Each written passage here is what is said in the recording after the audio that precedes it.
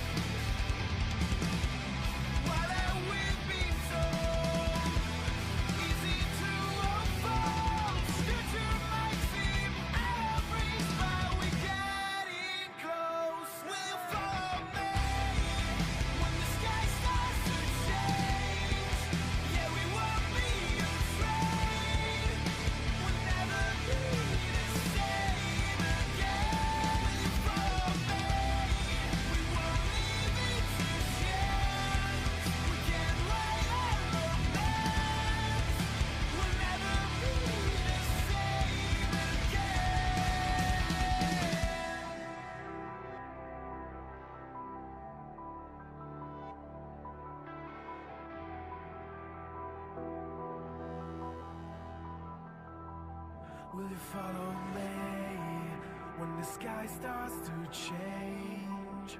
Yeah, we won't be afraid. We'll never be the same again.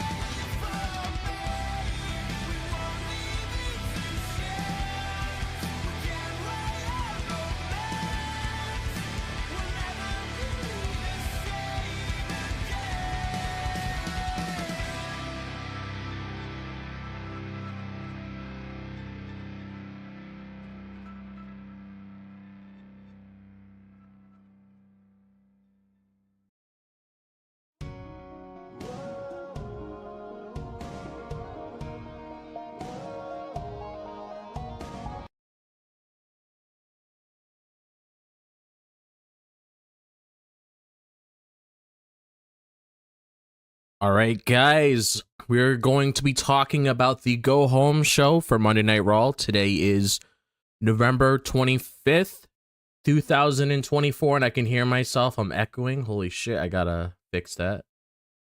Okay. Anyways, Go Home show for Raw. So we have quite a few things to talk about tonight.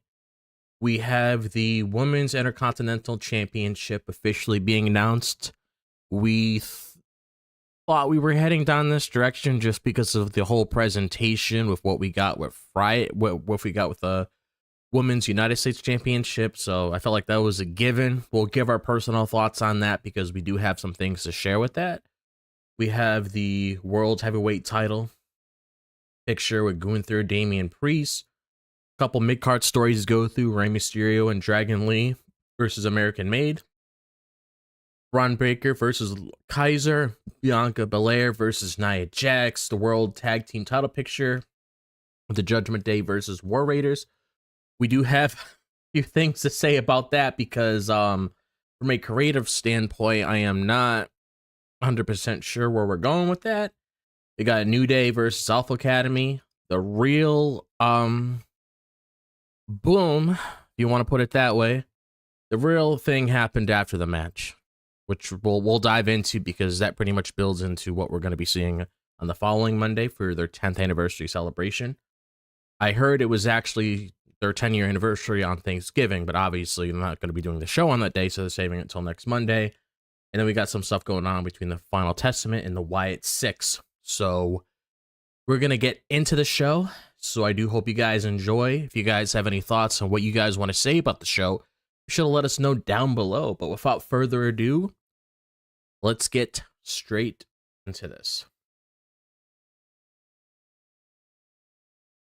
Ooh, with anime in our souls and thoughts of wrestling out of control, we are a duo of weebs tonight who love the entertainment of professional wrestling. So allow us to be the voices inside of your head as we go through the wrestling event of the evening, give our thoughts and predictions on what's to come, and provide an experience inclusive to all you nerds out there. So grab your steel chair, yell for the table, and get put through an experience unlike any other. We are brought to you by Animal Weed Studio, and this is the Weebs of the Ring podcast. Welcome, salutations, and hopefully you guys are having a good start to the final week of Thanksgiving month being October. We're about to enter December. We're about to enter some cold months and some not so cold stories. We got some fire, some heat coming up in the next few weeks and all that.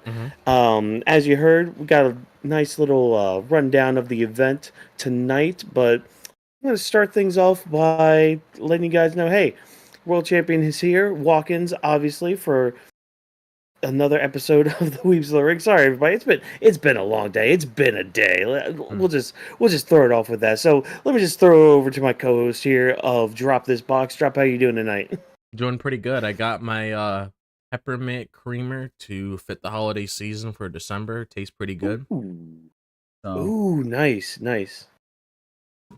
But other than that, I'm doing pretty good. I mean, I've been waiting for Survivor Series all month. I'm definitely looking Mhm. forward to it because I mean, we got War Games to look forward to, 2 War Games matches, and I expect a lot of chaos to unfold there, and it's gonna be fun to witness all of that again.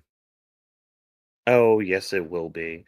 Yeah, War Games is always fun. Like I always enjoy it, especially like when it was mainly when it started back with NXT and all that. But like the main event roster ones they've been pretty good though, so I won't really knock it to them too much. But yeah, no, not gonna lie, everybody. It's been kind of a day, but trying to get ready for the holidays and last minute work things before big breaks and all that. So yeah, it's been a pretty mind numbing day. But hey, we have wrestling to talk about. We have wrestling to kind of escape from all that, and let's kind of dive in right here. We got a big headline story here, something that we kind of figured was going to be happening, something we kind of predicted was happening since things were transpiring over there on SmackDown with Mm. a women's US title being given to us. We now have a women's Intercontinental Championship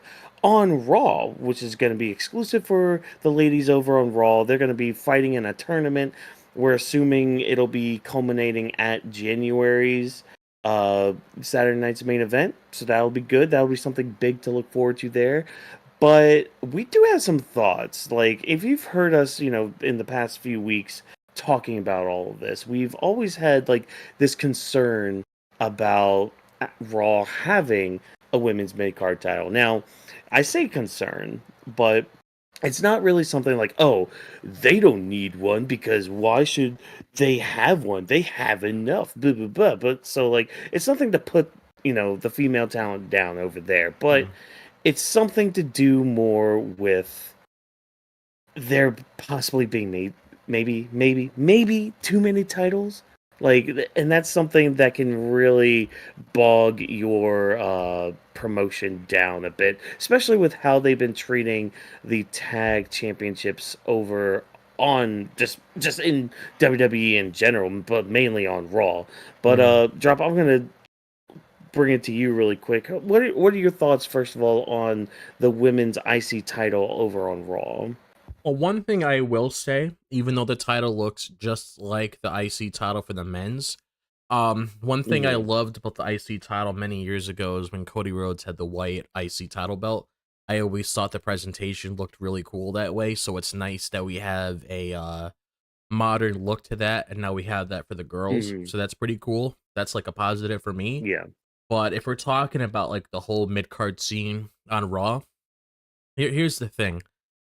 It's not like I'm against it being a thing. It's just going along with what Yeah. you said when there's like too many titles because so you sometimes have to think about, oh, is this going to be a process of elimination thing where if we're bringing a mid card Hmm. title on SmackDown and a mid card title on Raw, does that mean we need to get rid of some titles now?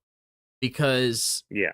it's not like we want it to happen, but it just makes sense just to have that Hmm. consistency between both shows because realistically, if you have a mid card title on SmackDown and mid card title on Raw, I mean, I'm just gonna come out and say it because I was pretty much building up to this point. What is the point of the women's tag team titles anymore? Because Yeah. especially with the whole situation that's going on with Bianca, because now we know that Jade is shaken out because of story purposes. Obviously, that's gonna lead into something. But Hmm. I just feel like built off of that story alone, I mean, it's almost like it's a good way to segue into, well, Bianca's by herself now. We don't know when Jade's gonna come back. Do we just retire those tag team titles and just have these Hmm. mid card titles to look forward to? I understand people are gonna say, well, you could still keep them and everything. That's not the point. It's almost like, I mean, I'll bring up AEW for example, and I'm not gonna be shit talking them or Yeah. by any means, but you have the International Championship, I believe that's what it's called, and then you Hmm. have the what's the other one that there's another, The Continental one. yeah, you have the Continental one, and it's like Hmm. realistically that's the same title. Yeah. So It is. so in a way, you know, they obviously end up merging them towards the end, and then like you saw with last year, forgot who won that like one. last year they had. It's like, well, yeah, Eddie Kingston won last year. Eddie Kingston, yeah, exactly. Yeah, so because he was like, what was it? It was like he was Raw champion. Like, yeah, he was ROH World Champion, and he had 2 other titles I can't really recall. But yeah, they basically formed to make like the Continental Championship, which Okada has right now, which apparently he's defending within the tournament too. So so he's like automatically slotted in.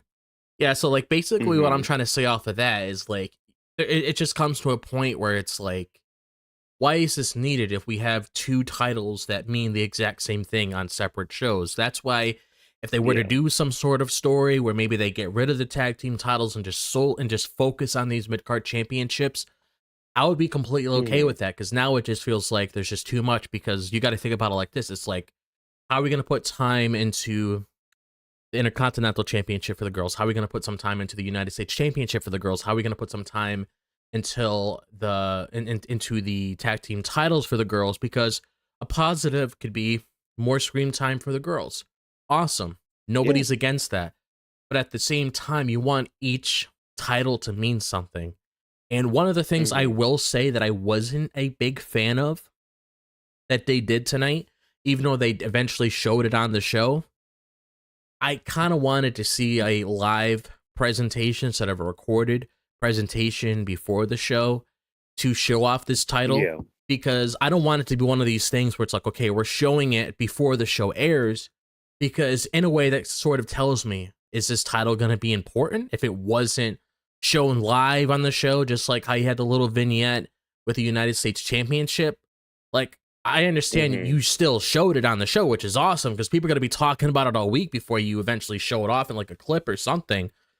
But I'm hoping that doesn't mean it's going to lose its value by any means. But it's like, they got to figure out exactly like what they're going to be doing with this. And we know that Netflix starts on January 6th, and we know Raw's going back to 3 hours, or however Netflix wants to balance it.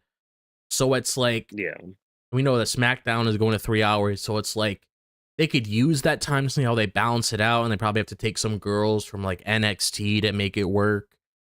And I'm just mainly like, it's like the overall structure I'm concerned about when it comes to this, because it's great, because we've been wanting this forever.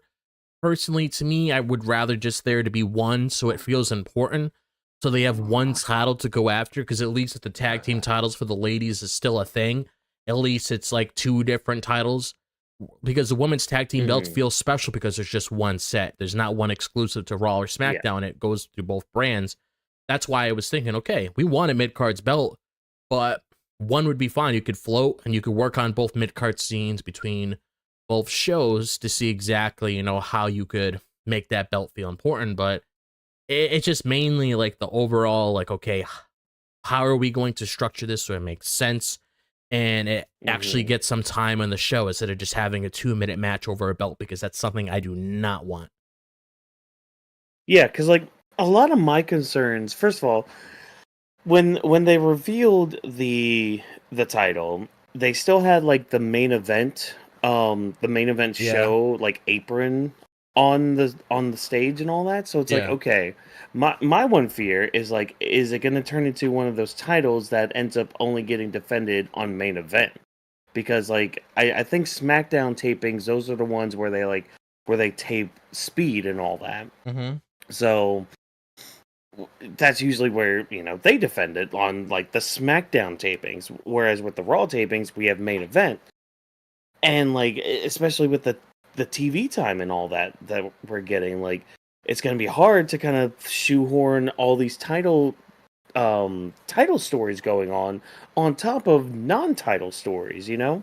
So that's always my concern, because like, look at Raw's tag division. Look at Raw's like tag team title just picture right now. I mean, we'll get into the match itself later, but like, they had their second defense tonight in almost 154 days. They were touting tonight. Like, you barely show those titles on screen. You're finally doing something with like the SmackDown side of the tag titles, Mm-hmm. like, and that's the biggest concern. Just like what you were saying, it's like, how are they going to balance all of this to make it feel important? And with regards to like the tag team division of like the women's tag team division, like, and this is something that's always bothered me with it. You have NXT. Mm-hmm. Like, you even made separate tag titles for NXT and then got rid of them. But to tout, oh yeah, we're gonna float between all brands, all shows, and all that. You barely go on to NXT and look at that women's roster. That has some depth to it, Mm-hmm. depth enough to have like a decent tag team division to build off of. Because like when you look at Raw and SmackDown, I mean, yeah, you have some talent in there, yes, but it's like you kind of thin out the herd when you have like a tag division of it, the singles division of it, like, and then the singles division going after two different titles, like you kind of spread yourself a little thin with who you have. So like even if you do bring up NXT talent onto the main roster for it, you could also go to NXT for it too. You Mm-hmm. know, like because they have plenty of time. See, this is the crazy part. Like I really want to know why, how it is that NXT can work a 2 hour show much better than the main roster sometimes. You know, like they know how to like put enough stuff into their show and enough build for their bigger shows and all that, and still be able to showcase all the people that they do. Like it, it's crazy to me, and I don't know what we're going to be doing moving forward with it. I'm worried about it. That's just my concern, because it's like, again, it's not that we don't want anybody to not have opportunities. We want people to have opportunities. We want people to Oh be yeah. rewarded for the hard work. But it's like you you got to be better about booking it too, you know? And we'll get into some of these booking decisions here later on, but talking about booking, I guess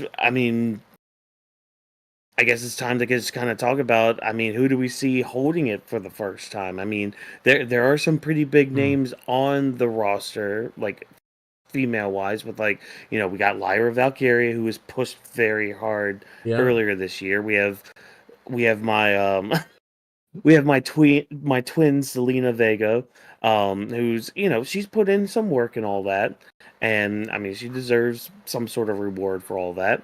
There's always Dakota Kai, there's Kairi Sane, there's also Io Sky. She could also win it, because I don't know if she's gonna take that title off of Liv, Yeah. but We don't even because we know. had some stare downs too tonight.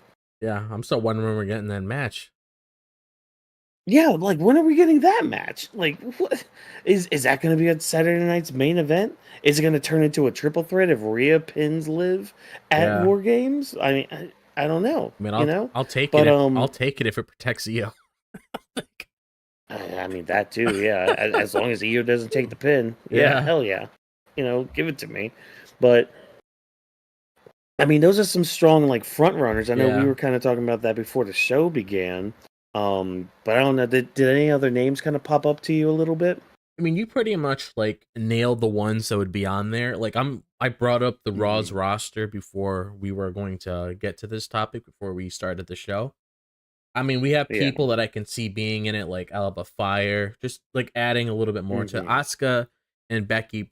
I mean, Becky we know's coming back around January 6th, and I think they're announcing the Yeah. bracket next week, so I highly doubt she's going to be a part of that. Same with Asuka. Asuka's probably going to be back sometime in Hmm. January, maybe Rumble. I'm predicting Rumble.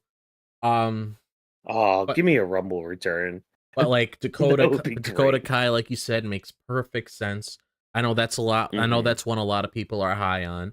Isla Dawn could Yeah. probably be part of this. Ivy now, um, Io could be in there for star power, but again, we got to figure out exactly like when this match is going to be between her and Liv, because she won Hmm. a number one contender spot, and it would kind of be weird if they just forgot about it, because you're insulting our intelligence at that point, because we know that she won Yeah. a number one contender spot for that world title. So if you just forget about it, I mean, that's a little silly, but if they were by chance to do something like that, she would be in there, even though looking at the Mhm. timeline doesn't really make sense if she was, because if I was her, I'd be like, well, I got my eyes on a bigger title than this one. I would just go for that. Yeah. And then, Yeah, it's just like why go for the mid-card title, like, unless you're trying to be a belt collector, yeah, which in that case, the story kind of has to play towards that, which EO's story right now isn't really focused on that. So, yeah. then we got Kyrie, maybe Mhm. Katana Chance, Kaden Carter, uh Kiana. I mean, the one, if I'm gonna pick like four, I'm just gonna stick it to four, because I would probably say the front runners for this entire thing would probably end up being Zelina Vega, so that's one. I'm scrolling up Mhm. on here. My second would probably be Lyra. Third Yeah. one would probably be Kyrie Zane. And then the last one probably be Dakota Kai. So I'm going with those four. Mhm. I would almost say Dakota Kai is like a front runner for it, Yeah. only She's because someone I can easily and see being in the finals too, to be honest. yeah, exactly. But like also, I mean, she's kind of someone that you'd want to put something like that on sooner rather than later, Yeah. only because like I struggle trying to say this too. She is very injury prone, Yeah. and I mean that's nothing against Yeah. her really. It's just like most of her career she has faced a lot of injuries.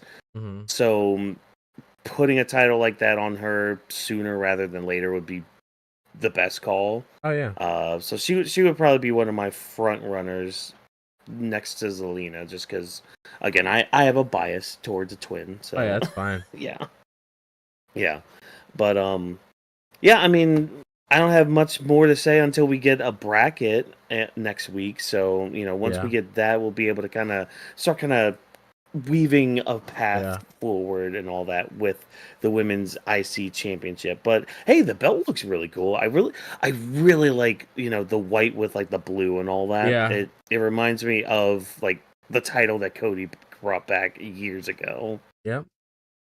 Yeah, I really So, like that. Like, even though it's like the same as the men's belt, things yeah. it just, the belts for the girls just look so much better with those white straps, Mhm. especially Oh like when it yeah. comes to, like, if you look at the one that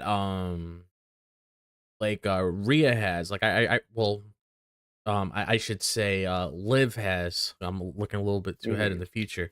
I like how it looks, like I like how it looks with that white, uh, that Mhm. white belt strap. It just looks a lot, it just stands out more, because you look at the white Yeah. and then your eyes just focus on what's in the middle so much more. Especially since they added the Mhm. blue into it. Once Jay won the title, it even adds more to the presentation overall. Yeah. Yeah, exactly. So, again, we're fans of giving everybody a chance. It's just we're just worried about the Yeah. booking for it. So, Yeah. Triple H, hopefully you're able to make some magic with this. Hopefully, man, I can't wait for January to hopefully see if all these You things know, that we keep complaining about, change being on yeah. Netflix. Well, we have a New Year's gift, because Def Rebel is going to be done by the end of the year, so at least that's something we can head into 2025 with. Thank I And God. it's not like it's me trying to shit on them purposely. It's just very known within the community, and I think even WWE is fully aware of it now that Yeah. many people care about it. No, I was gonna say no. I will take full opportunity, every opportunity to shit on Def Oh Rebel yeah, because God damn, like jumping ahead to a match later on when American Made was coming out when the Creed Brothers are coming out. God, their song is horrible, yes, and like I mean, kudos to the crowd for doing the "You Suck" chants with yeah. them because I don't even know why they're saying it Mm, or like how they're saying it with the song, but it's like yeah. With it Gables, it makes more sucks, sense. man. Gables, It it makes more does. sense, but this one sounds like something I'm gonna be listening to on Thursday with the Macy's Thanksgiving Day Parade. I'm gonna hear this fucking song when like turkey floats coming by and I hear this. Literally, it's literally just background music. And we love all of these people on screen, by the way. We just want them to have a better presentation, because I wouldn't be surprised in the slightest if even some of the talent is probably not the biggest fan of their songs. Well, I'm pretty sure some of the talent have said that, you know, they hate it, you know, because there were some reports coming out like that. Yeah. Man, but, you know, you want to talk about presentation.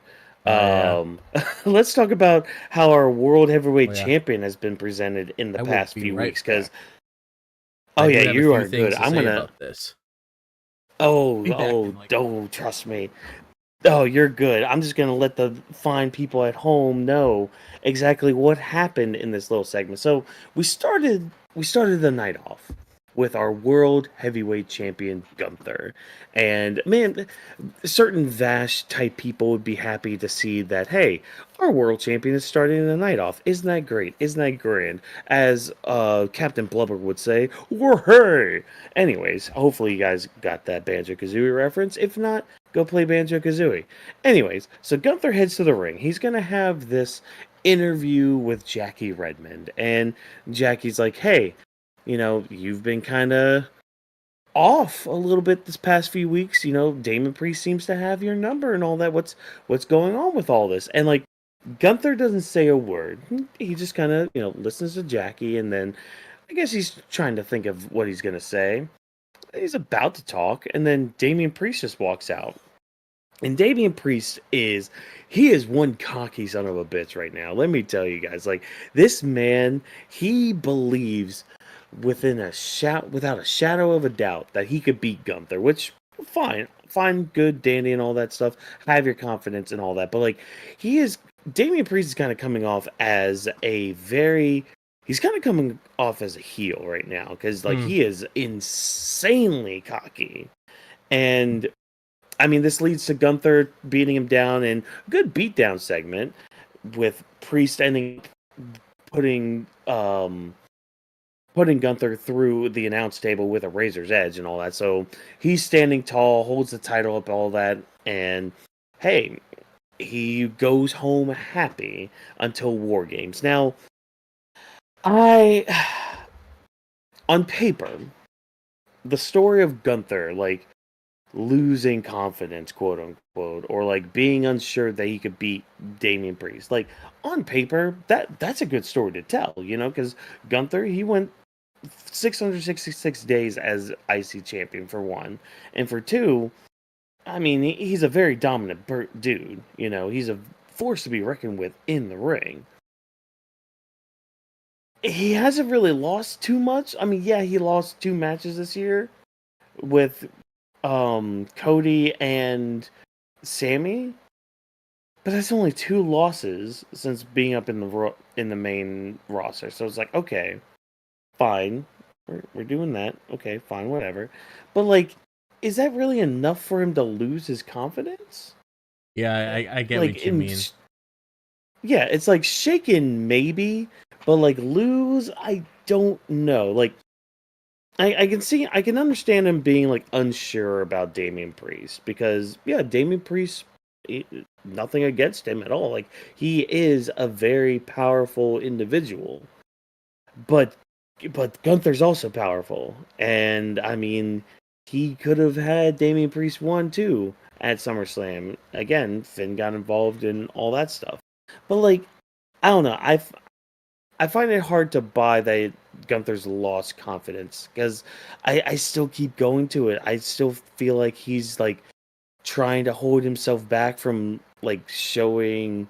I mean, obviously he still attacks Damian Priest and all that, but like, I think the right way to go about it on Saturday is just have Gunther just annihilate Priest. You know, would that hurt Priest a little bit?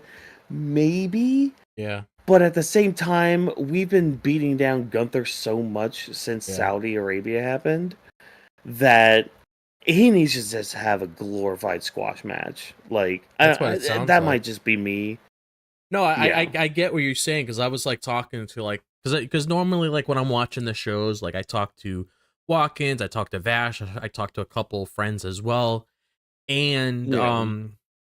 one of the things that they brought up as well is like just based on the overall presentation we've been getting with Gunther recently, it just makes sense for him to just go all out and just tear Priest apart just because of like how Priest has been on top this entire build. I mean, it pretty much comes to the point where um it's like once you face that bully and you just had enough of the shit, you just go Yeah. all out, you release all your frustration, and then you just end it right there. Not saying that this is the exact same situation, just comparing it to, it's like once that person keeps talking shit over and over and over again, you're eventually gonna snap. And it's just like something that I personally want to see, because I just feel like I get what they're trying to do. You want to do something different with Gunther, because Gunther's always known as this kind of person to always be on top.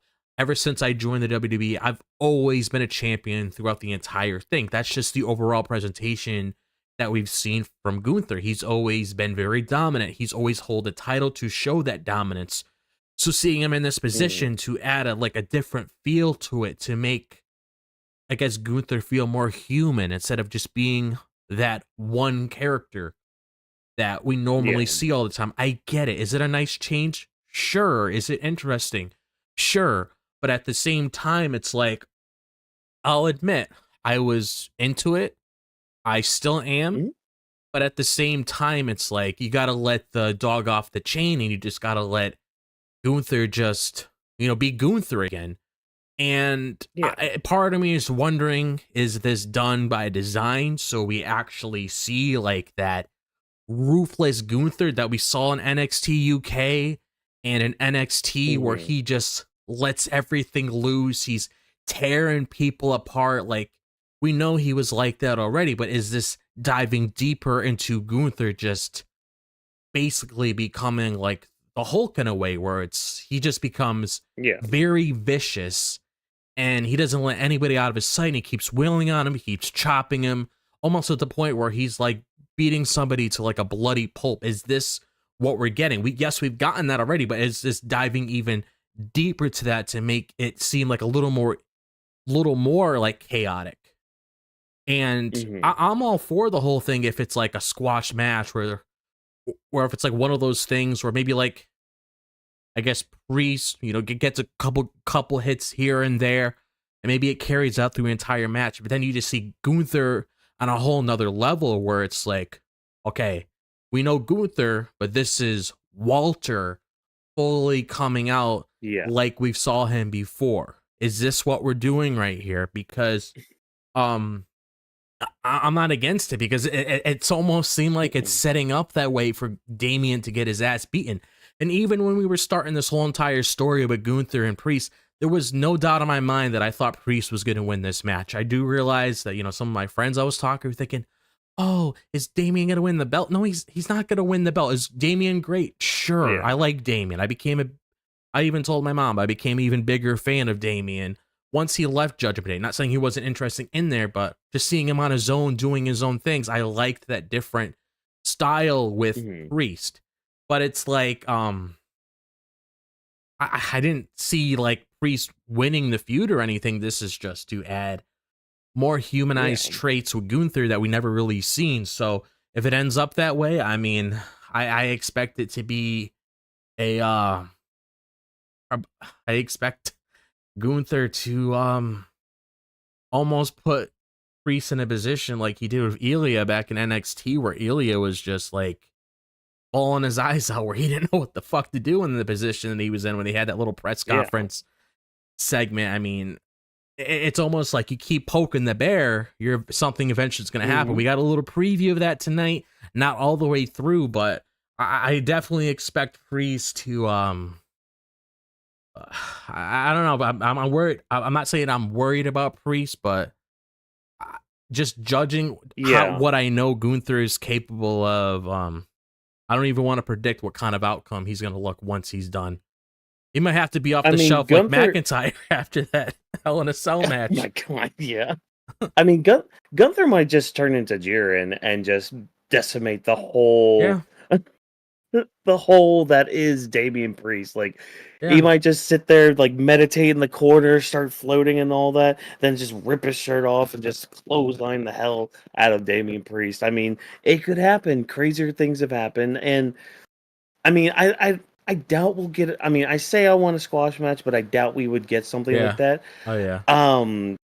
I not to bring up AEW again, but literally just because Full Gear happened this past weekend. But I could see it kind of being like a match, kind of like Swerve and Bobby Lashley was, where like it was still like a competitive match, but Bobby Lashley had Swerve like throughout most of that match, and I could see that being this Gunther Damian Priest match, where like Gunther unleashes a lot of offense on Damian Priest, and even though Damian Priest is able to come back because he is a strong boy, Gunther will find a way to overcome that and just decimate Damian Priest. He won't let go of that sleeper hold. That sleeper hold's going to be on the entire time, even after he taps out. He might end up being on Priest the entire time. You might have to like drag him back by his feet all the way in the back. He's still going to have that hold on him. I wouldn't mind that in a way, because then we can kind of prolong the story to Saturday night's main event. And the only reason I say that is because like if Gunther does hold the sleeper even beyond the bell, that'll end up causing a DQ. So like then Priest would technically win the match, but he wouldn't win the title. Then we can have the third match at Saturday night's main event, maybe add a stipulation to it. Yeah. Like, a lot of these matches need more stipulations, because like just judging and like how they build these matches and just seeing the tension between both competitors, it's not like we want a stipulation just because we want to see people hitting chairs or tables. It just sometimes that's what the story calls for.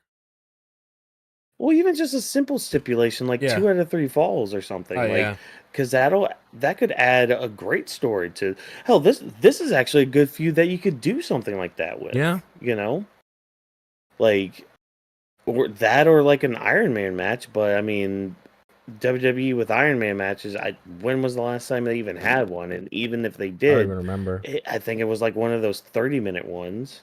Yeah, I don't even remember, to be honest.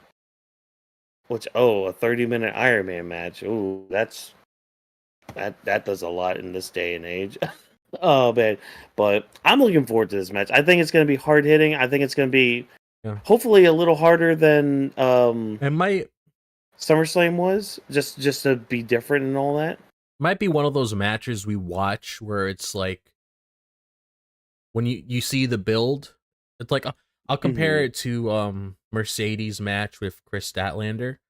Like the build to that match wasn't great, but the match was really good between both ladies. So I feel like it could be one of those situations where it's like maybe the build isn't great. Not saying the build between this isn't great, but let's just say like you get the story, but once you get the match like overshadows the story just because of how destructive it became.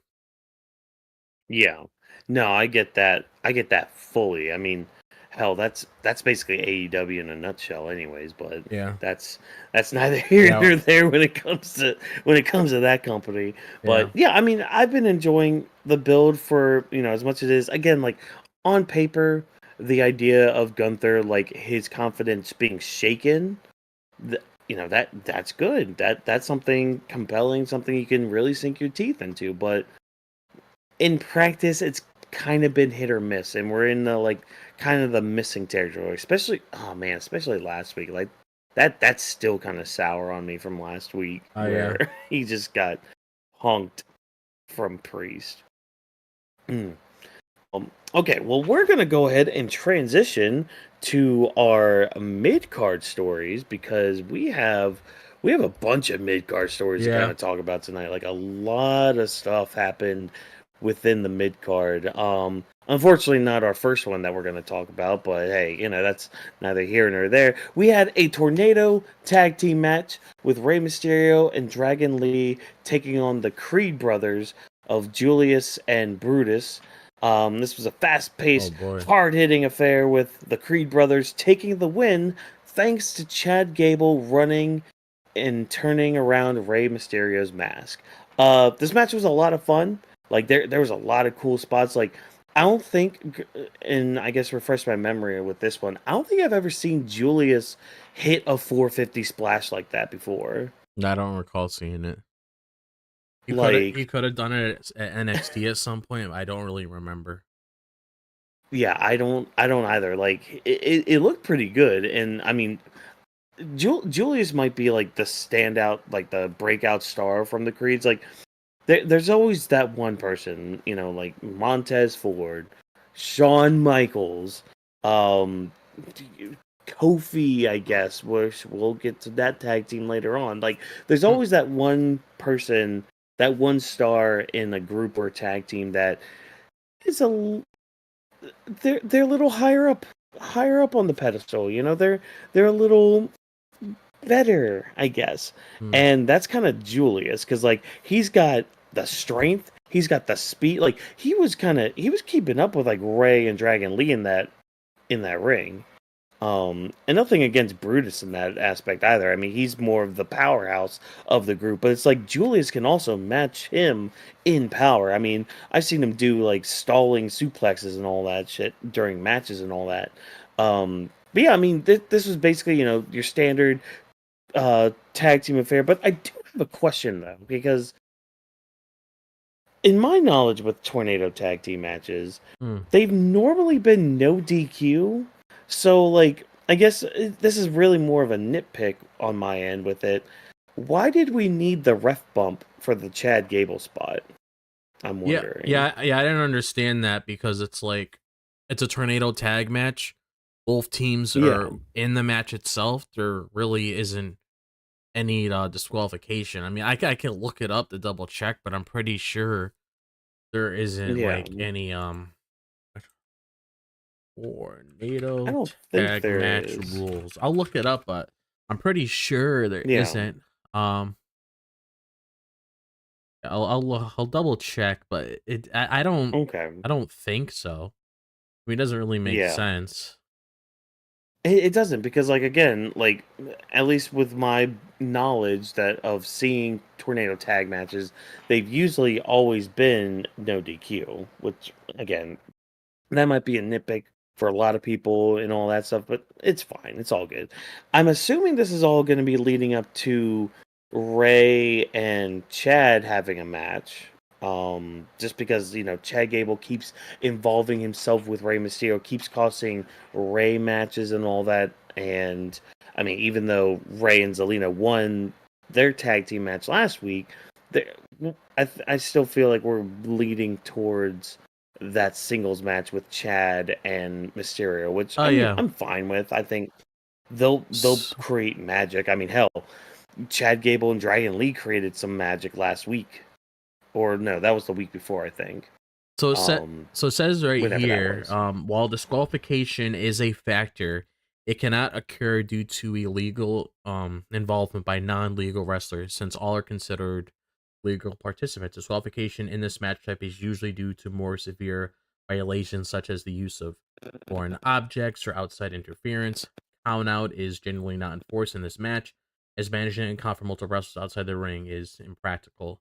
So it's pretty much if you use a chair or something along the lines of that, okay, there's a DQ there. But if it's like Chad Gable coming in to like punch somebody or whatever, it shouldn't really like call for that. So realistically, there really wasn't any point of that ref bump. Yeah.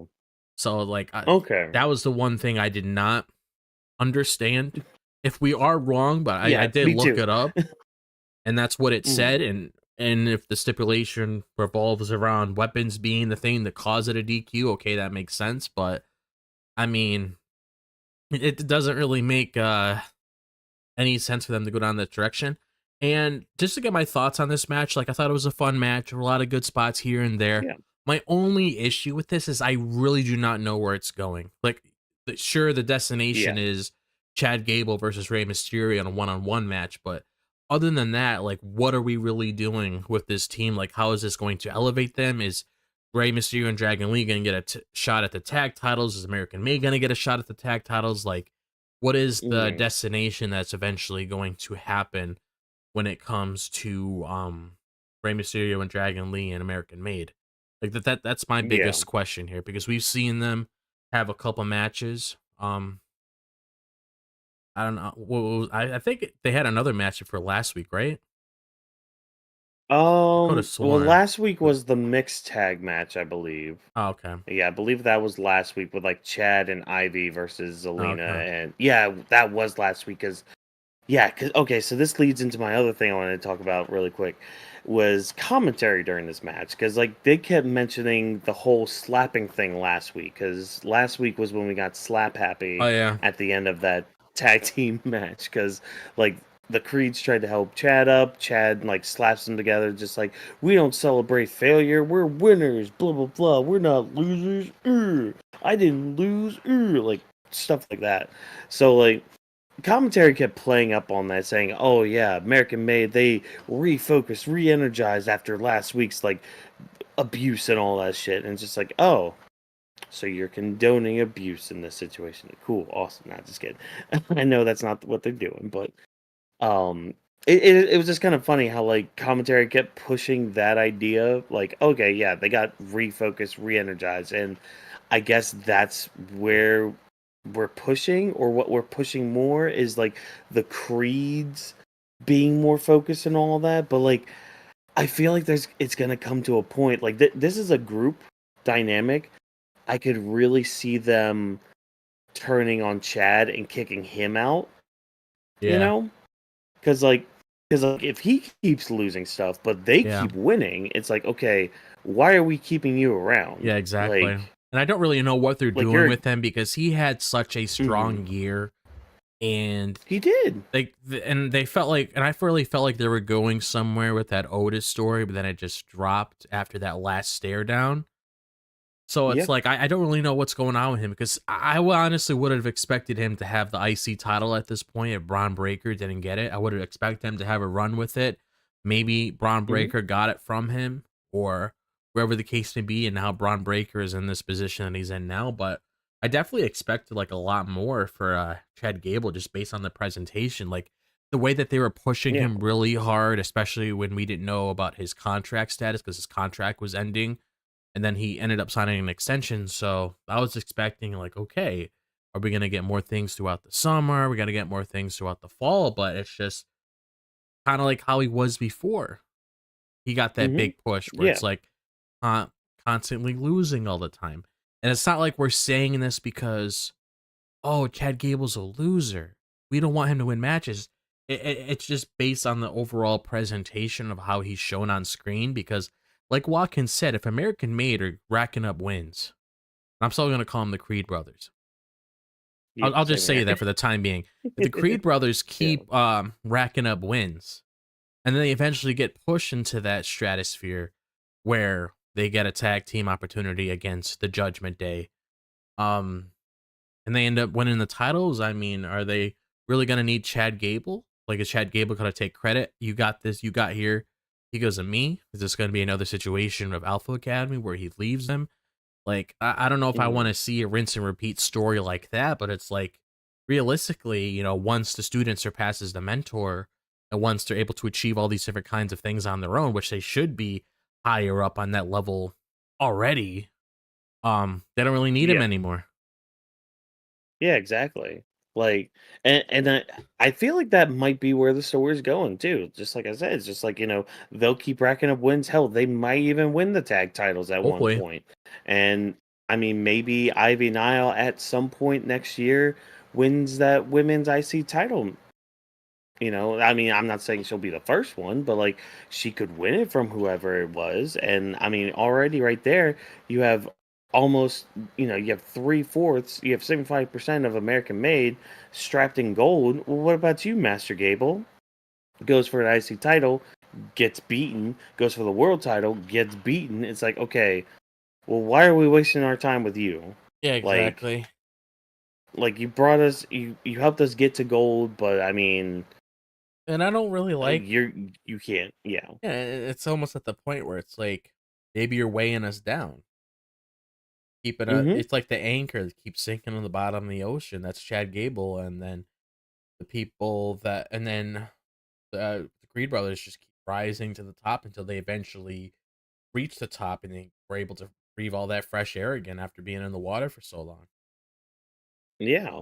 And I mean, it could lead to, a face turn with Chad, but like you would have to cook the story just a little Yeah, bit more kind of for like all the that, because heel. like, yeah, like I mean, the heel thing is fine. Like it started off fine, Yeah, but I mean, I want Chad Gable to succeed too much, so it's yeah, like he won't be at least as effective that way, yeah, at least in matches or whatever.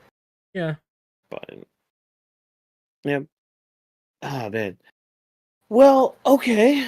All right. I mean, do you have anything? Hey, LDWO got another loss though, so there's that too. Like Yeah. their win last week basically meant almost nothing because they're back to losing again. So there's another team or group that like are just middling and all that. Like, see, I know I've said this before, but I'm gonna say it again. You have 4 members of the LWO, and you keep going through like the Rey Mysterio Dragon Lee well for these tag team matches with it, where like the other two are perfectly capable of pulling out some great stuff.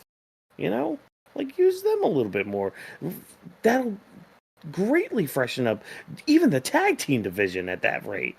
Like just having them involved. Yeah. Oh, freaking don't use your stars or anything. All right, fine, whatever. Triple H. We're gonna move on because we have some other mid card things to talk about, including the men's IC Championship. We have Bron Breakker taking on Ludwig Kaiser. Now this got set up because Ludwig decided, hey, I am going to interfere in yours and Sheamus's title match, and nobody's gonna win. Brr. So Bron Breakker and Ludwig Kaiser gonna have this match, and like you would expect, Bron Breakker just tossing Ludwig every which way. And I mean, he tries to put on some offense against Braun. Doesn't really work out because hey, the dude can run at like 26 miles per hour across the ropes and hit you like a freaking train. Yeah. But then we get this. No, okay, we need to talk about this crazy spot that Braun did, where he sets up for the super spear. I still, I wish they would use the overhead camera more, but whatever. So he sets up for the super spear on Kaiser, and Kaiser moves out of the way, and Braun like you can even tell like when he like jumped towards it too to kind of hit harder. But like Braun ends up hitting not only hits the announce table, but like the corner of the announce table, like on his midsection. Like this was a brutal spot, man. Like I'm surprised he was able to breathe after that. Like he hit that table hard. Mm. Like that shit was crazy. So that gave Kaiser an upper hand and all that. So he's able to do his thing during commercial break because, we don't get to see that. Whatever. Fine. Don't give us picture to picture this week. It's cool. It's fine.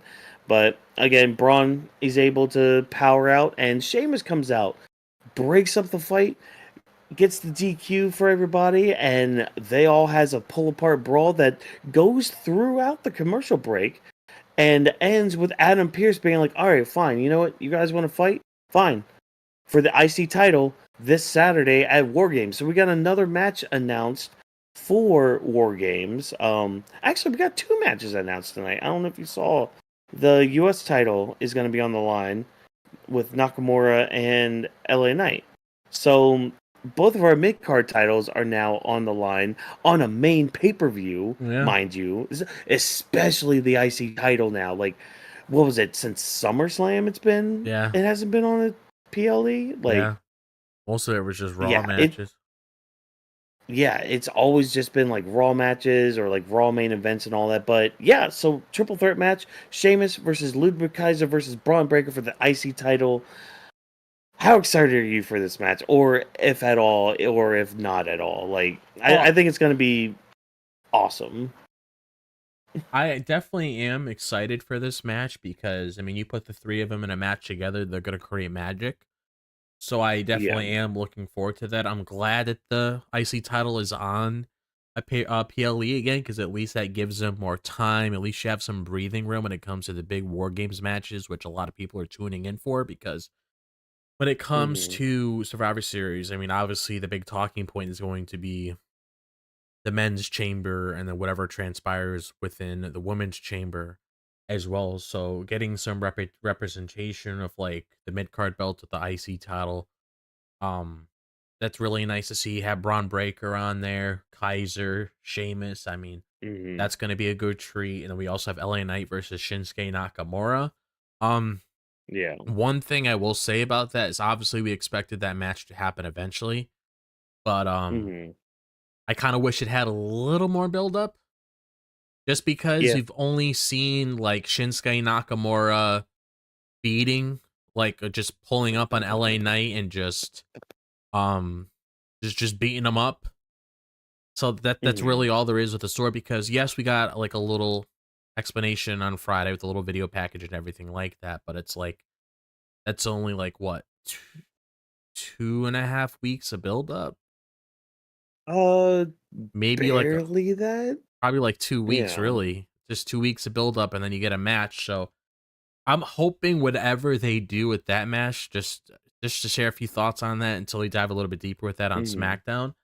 Um, I'm honestly hoping you do something with Shinsuke just to Yeah. make him feel like special within that feud. Because if I was thinking about this realistically, LA Knight is going to be retaining that belt, but I'm hoping maybe they spice things up a little bit. Maybe it comes to a no contest, wherever the case may be. Even though I'm not really a biggest fan of having outcomes like that, at least do something to Hmm. make Shinsuke look strong, whatever the case may be. But it's just nice that we have these two matches added. Now we have a total of 5 matches because we started off Survivor Series as just having those 3 matches announced. It was just the 2 War Games matches, then Gunther and Priest, and then today we got our 5 with the both of the Hmm. mid card belts being online. So Triple H is doing his 5 matches per pay-per-view. So I mean, Yeah. hey, Which I think this makes sense with Survivor Series at least, yeah, just because like we have the two War Games matches, and so yeah, those could both last in almost an hour each, yeah, probably. Especially that Bloodline one. Like that one's gonna yeah. be If I had that one's to, definitely gonna be an hour. yeah, if I have to make a prediction, like just based on how I feel Hmm. like it's going to be structured, I would assume it's going to be one of those things where it's like the women's War Games match opens up the show, Yeah. and then you have um a mid card match. Maybe you do, let's say you do women's War Games match. Maybe Bron Breakker versus Sheamus versus Kaiser. You could do Gunther Hmm. versus Priest, LA Knight versus Yep. Shinsuke Nakamura, and then you close out with the Bloodline versus Bloodline War Games match. You Yeah. could do something Yeah, along the because lines like that. yeah, because like the LA Knight Nakamura match, that's a good kind of buffer match between like the world title and the Bloodline match, Bloodline War Games. Just because like, and that's nothing against those guys. It's just like out of the 4 matches in the card, that's a match that you could put in that slot to be like, okay, everybody, even though you see, here's okay. I'm also gonna go on a little bit of a tangent here too, because like people have been, they've complained about like the whole 5 match structure for PLEs and like, oh, there's so little matches and so much downtime, blah blah blah. But I'm gonna compare that to AEW Full Gear, and I know this is. I know the conversation. Trust me, people. I get it. But just hear me out on this because I saw some people mention this too. It's like, okay, you got to look at some of that through the lens and through the eyes of the people at attendance there. So when you looked at AEW Full Gear, they had 10 matches on their card. A card that started at 8 o'clock at night. All right. And they had until midnight for me because, hey, Yeah. Invisible Fight Girl comes on at midnight on Adult Swim, so make sure you watch that, everybody out there. But so they had about 4 hours to play with 10 matches Yep. and one segment. Like, And they had that a lot of those pre-show matches, earlier. as soon as in a pre-show, yeah, with like 2 or 3 matches. So like that was what, 5, almost 6 hours, because I think they started 2 hours before. So like, Yep. yeah, that was like 6 hours with like 12 to 13 matches. So it's like, okay, Wow. that's almost like, yeah, wow. Like that's like 2 matches an hour. Okay, if you average it like that. But like the way they pace it though, because like at 8 o'clock, then you have like your 10 matches, whatever. But like as soon as the match was ended, they would immediately start talking about the next match. Like they would, celebrate whoever won for like a minute or two, and then immediately start talking about the next one. And the one that comes to mind is when Daniel Garcia won his TNT title. Like he beat Jack Perry, won the TNT title. We're hey, awesome, great. But then like no time to celebrate at all because they're immediately talking about the main event. Or I think it might have been Swerve and Bobby next, but that's besides the point. Like they immediately started talking about their next match, and you could tell, like around that time and around like even before they started getting to the main event, the crowd was getting tired. Like they Yeah. were getting exhausted. Now, transition now back to WWE land, and we have our 5-match PLEs, which are like roughly about 3-hour shows, and there's a lot of downtime between each match. Mm-hmm. That benefits your live crowd because not only are you giving them a time to kind of recuperate from the banger match that they probably got beforehand, but that gives them enough time for some people to, use the bathroom instead of doing that during a match. I'm sure you've heard the term bathroom break match before. Oh yeah, definitely. Have enough time to like get whatever food you might need, just enough time to just rest, and that's one benefit for this whole 5-match PLE thing is like you have that time to just kind of breathe, to let everything soak in, because like especially with some of the booking choices, like you gotta let some of that shit absorb itself, especially when you're telling stories in the world of professional wrestling. And so just to kind of tie this all back to what we've been talking about with like this IC title, US title getting added to Survivor Series, like the rundown you gave was really good because again, you give the one feud that's like it doesn't have a lot of heat, but it is at least lukewarm enough to watch and be entertained by in LA Knight and Shinsuke Nakamura, and that's a great match to put between your World Heavyweight title and your main event match. Whereas, like with the triple threat, that's a good match to put on second after like that big women's War Games match because like it's still gonna have enough heat behind it, but it's not gonna be as dead for the crowd at least, Yeah. So sorry, I wanted to go on that little tangent. I had seen like a couple tweets today even about it, so I at least wanted to mention something with it. Yeah, that's the main reason why we have like a certain amount of matches to give it breathing room, so we're not just rushing match to match because you want some time to breathe, to absorb what you're seeing instead of just being like, okay, what's going on next? Okay, what's going on next? Like I'm happy that there's a couple things here or there that allows you to just, hey, maybe I have to go upstairs, run to the restroom, grab a drink, wherever the case may be, if like a video package or whatever is going is showing the match. And WWE always likes putting a lot of love into those video packages, but at least it gives you that little intermission to be like, okay, here we go, because you want each match to feel important on the card. You don't want it to feel like just some random match. Yeah. Yeah, just some random bozo just doing flippy doos and all that. Man. But I mean, hey, this triple threat is going to slap hard. It's gonna be it's gonna hit hard. Another thing I wanted to bring up. I don't think we talked about this yet. Because I think this report came out like late last week or like this weekend or something. Yeah. A report came out about how WWE backstage are seeing Bron Breakker's character as like this tweener role and all that. So I kind of wanted to bring that up in discussion here. Like, how do you see that with Bron Breakker? Like, I mean, we've seen him kind of enter that role a little bit, but it seems like he's going to be like, I guess, a trial run for like having a true tweener on the roster. Yeah. What do you think about that? Not against it because it at least Hmm. allows Braun to have like some sort of creative freedom when it comes to how exactly he wants to present his character depending on who he's in a feud Hmm. with. So if he's going up against a Jey Uso, he could be more aggressive. If he's going up against somebody that is like friendly competition, somebody he has respect with, he could be a little bit more like, I guess, calm, whatever, however you want to put it. Hmm. I just feel like it's just a good way, like depending on the feel of the feud, that Yeah. allows you to go down a certain direction with Braun Breaker. Yep.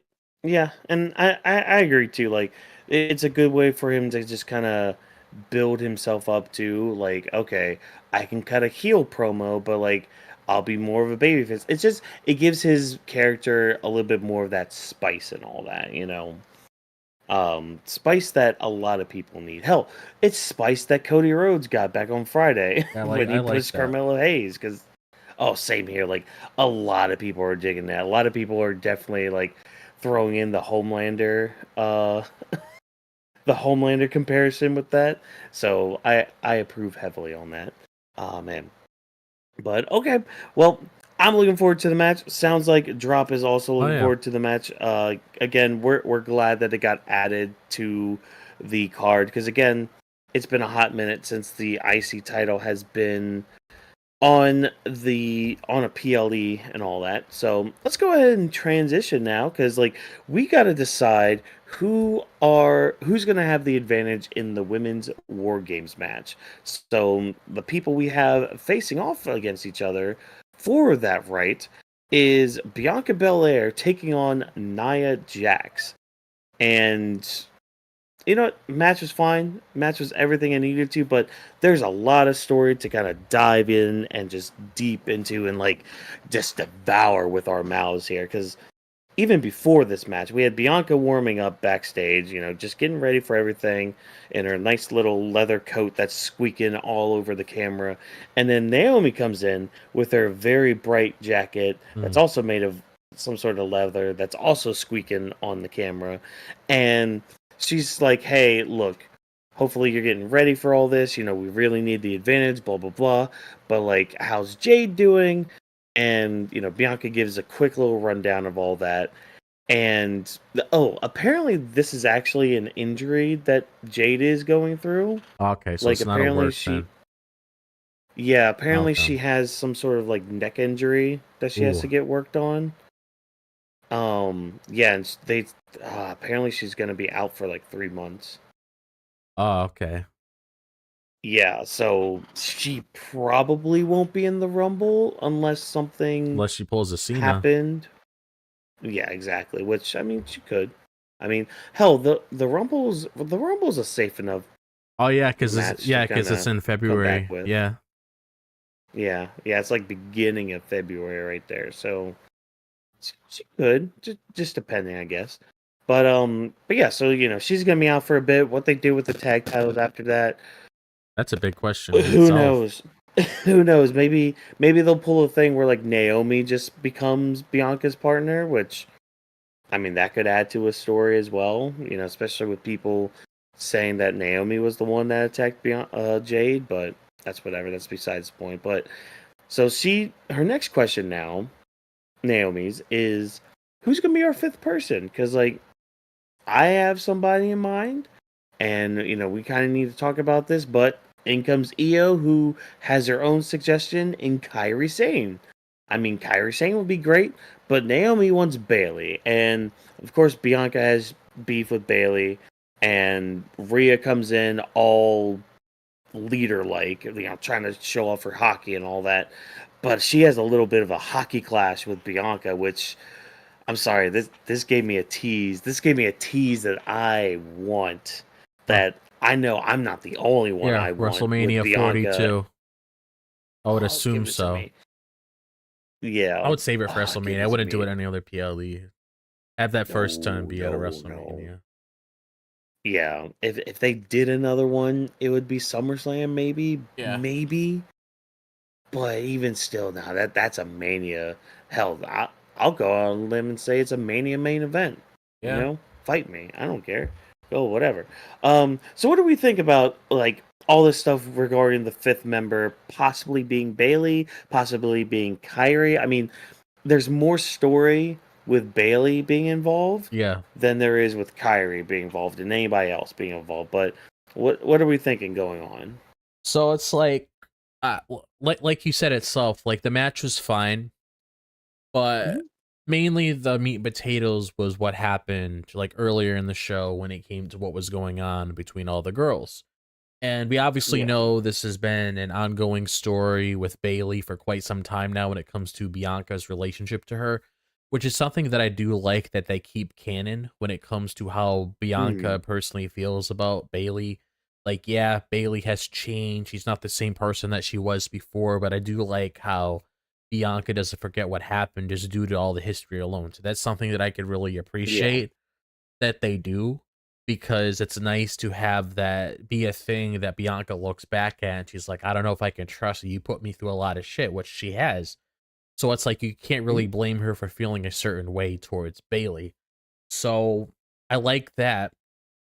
And like my biggest question, like it does fall like when it comes to this whole Jade attack, I feel like it has to be important. It can't be like, oh, it's Liv and Raquel, because realistically, if they did do it, they would have bragged about it. They don't give a shit. They Yep. would have bragged about it. And I feel like that's too simple of an answer, because you also got to look at it where it's like, we've seen that before. We've seen Liv and Raquel attack Bianca and Jade backstage when they were building to this War Game match. So why would they repeat Mhm. the exact same process that we saw before? Because if we were looking at this from a realistic point of view, we would be like, well, they're going up against these group of girls at War Games, so obviously any member of their team probably attacked Jade backstage. So it just seems like too easy to like make a guess like that. And I know a lot of Mhm. people were saying Bailey as well. My only thing to say against that is, does it really make sense for Bailey to be the person to attack Jade for multiple reasons? The first reason is she recently turned face this year. So why are you randomly going to make her a heel again? And then just adding on to that, Bailey's whole story right now is to regain trust from people, to actually have people have faith in her when it comes to, hey, I got your back, you could rely on me. So it's like, why Mhm. would you build this whole entire story revolving around that and then having Bailey go back to where she was before? It doesn't really make that much sense, because you're trying to build her so you could try to maybe have Bianca finally open up her eyes and see Bailey in a new light. But if you go down that route with Bailey, it seems like you're backtracking. So it seems like the whole entire story that you're building with her, you should scrap it if you're going to be going down that direction and have her become Yeah. that person that she was before. Like she broke out of this shell for a reason. So her forming back into the shell to become her former self, that doesn't really make any sense. And that's another one. Just like Liv and Raquel, um that's another like predictable outcome. Oh well, Mhm. Bianca had Bailey is probably tired of Bianca not having faith with her, so she's gonna take out her tag partner, have her lose the tag titles, etc., so on. So that's why I don't buy into that, because it doesn't really make any sense. So um that's why I could see it being two people, Mm. and I'm coming down to it being like Naomi.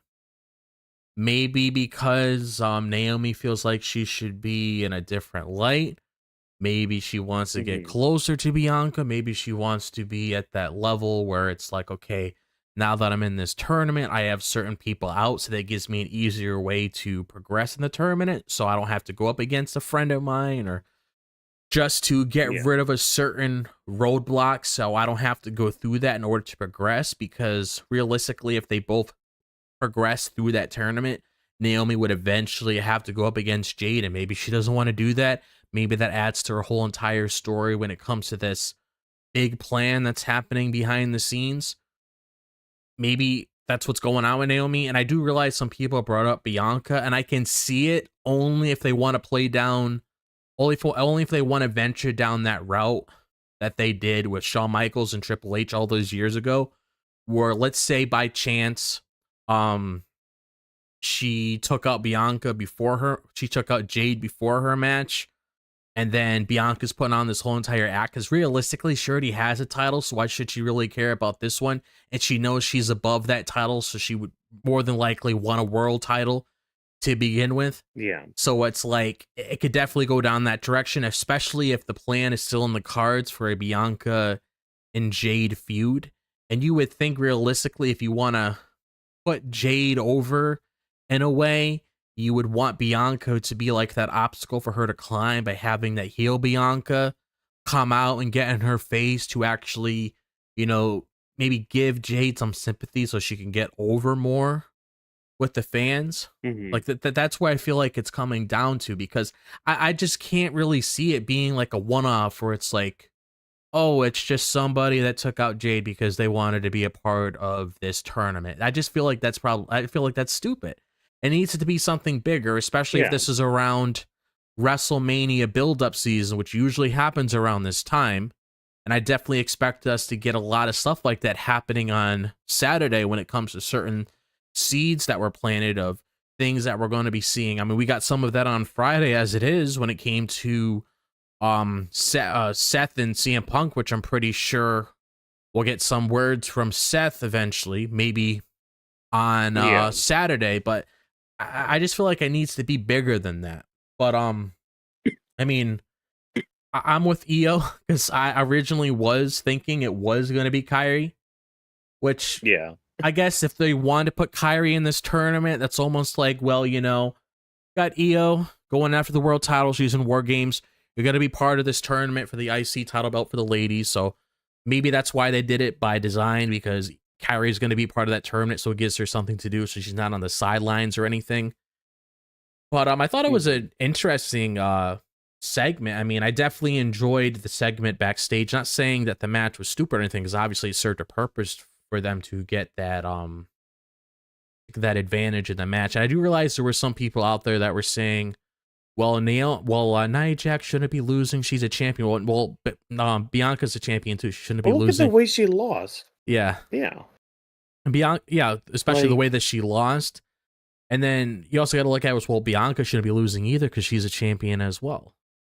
But it's like, you know, the way that she lost adds to the story between her and Bayley, which I feel like is going to be the thing. So I don't know, like, what do you personally like see coming out of this? Because it's like, now that I'm thinking about it, now that Naomi's like pushing for Bayley to be on here, I still don't think it's Bayley, but I'm just really curious to see, like, if you were to give, like, if you were to pull something out of here, and I did see someone say online, well, now it doesn't seem like Bayley is really the culprit because she's trying to help Bianca, because she's trying to get that sort of like approval from her, so she sees her as, yeah, you can trust me.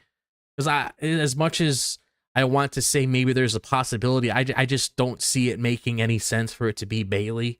Oh, well, Bayley wanted to put herself in this match. I it's hard for me to accept that. It's like, we're not doing hot potato. I realize it's been a couple months, but I just don't see the point of turning her heel again. Like, what are your personal thoughts on, like, what that segment was telling us? Maybe a couple things that was thrown out there. I don't know. It's really weird because, like, well, it's always funny with the internet because, like, some people were saying, "Oh, it was Bianca that did it." It's just like, okay, well, first of all, if it was Bianca that did it, you think somebody would have found her sooner rather than later, or at least seen that Bianca did it? So that's that.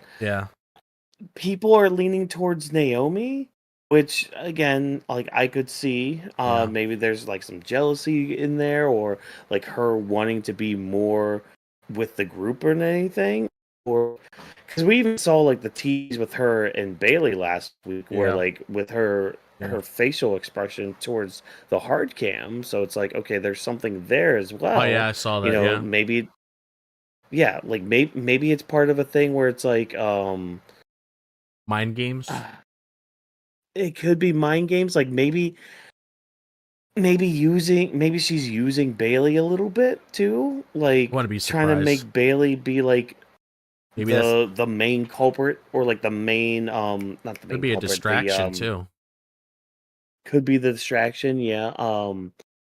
What's the name? I can't think of the word right now with culprit and all that stuff. But it's like, okay, we can sorry, I just lost my train of thought right there. One idea I saw being pushed around too is Jakara Jackson and Lash Yeah. Legend. And I'm not sure if this is their MO or not because of just how they are and all that. But that could be a possibility too, because like again, I don't think they really got their opportunity, at least. Yeah. Well, I say singles, but like Yeah. their team single chance at the title. Yeah. You know, so I mean, What it could be that. The mid People card also belt. threw out Sharp. Do what? The mid card belt. It could also be the mid card belt thing too. Yeah. Some people did throw out, oh, Charlotte Flair could do it because blah blah blah, but it's like she doesn't really have any heat, and plus she's not back yet. Yeah. It's kind of too soon for all that. So you would think too. Why would she randomly attack Jade? Like, it doesn't make any sense. Because like Charlotte's at the point where she can assert herself whenever the fuck she wants. It doesn't really matter what she does. Yeah. Because they had like one stare down. Yeah, exactly. They had one stare. I was gonna bring that. They had one stare down like 6-8 months ago. That's about it. Yeah, like that's what I'm saying. Like, I want it to be something meaningful. I want it to be special. I don't want it to be one of those things where it's like we took you out of the match just so we can insert ourselves into it. Like, you need to build this into a big angle, and it kind of makes sense as well. Because now Bianca's on her own. Now she's pretty much the only champion with the women's tag titles. So you also have to keep in mind where it's like, okay, where is that going to go? Because realistically, if you're in that position for so long, you're going to end up having to vacate those titles, or there's going to be some sort of I'm not going to say tournament, because we're going to be having a lot of tournaments happening within the end of the year. Yeah. We could also do where they could add somebody when Naomi could do like the substitute, substitute for Jade. Yeah, that's another thing, which then that would definitely feed more into Naomi potentially. I'm thinking it's Naomi, because Bailey again doesn't make any sense. We've already seen that story play out. She's trying to regain everybody's trust. Doesn't really make sense to push her in there. If I were to just to lay it down just based on what I saw tonight, I could see it being one of those things where Naomi, she came back to the company. She wanted to, get farther than she did. She had a couple roadblocks around the way. She realized certain people that she's around has stopped her from achieving success. So she wants to manipulate the situation. She wants to, look at her friends when it comes to Jade and Bianca, possibly, fuck up stuff when it comes to them, have them lose their tag titles, put Bailey in a position where she's easy to blame because she knows how Bianca feels about her, and I'm pretty sure whatever Bianca said about Damage Control rubbed off on Jade as well. So she pretty much wants to put them in a position where it's like, I've been with you guys for so long, you've been dragging me down. I haven't been able to win this world title since I came back. I haven't had any sort of success. I've been losing matches. I want to get on the top. So it's pretty much her just getting rid of like all of these people that are just holding her down, and then once she lets them go, she could eventually hit those sort of goals that she has for herself. That's how I can see it playing out. Because you also got to think about it like this. The whole reason why Naomi left WWE was to reinvent herself and to make her stand out a lot more. And that's how her presentation was in TNA. she was a main eventer. She was holding that title. She was putting on great matches.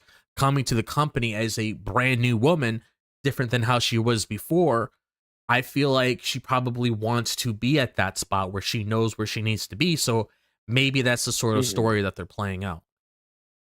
Well, also too is like, correct me if I'm wrong too. Didn't Naomi have a bit of a heel run in TNA too?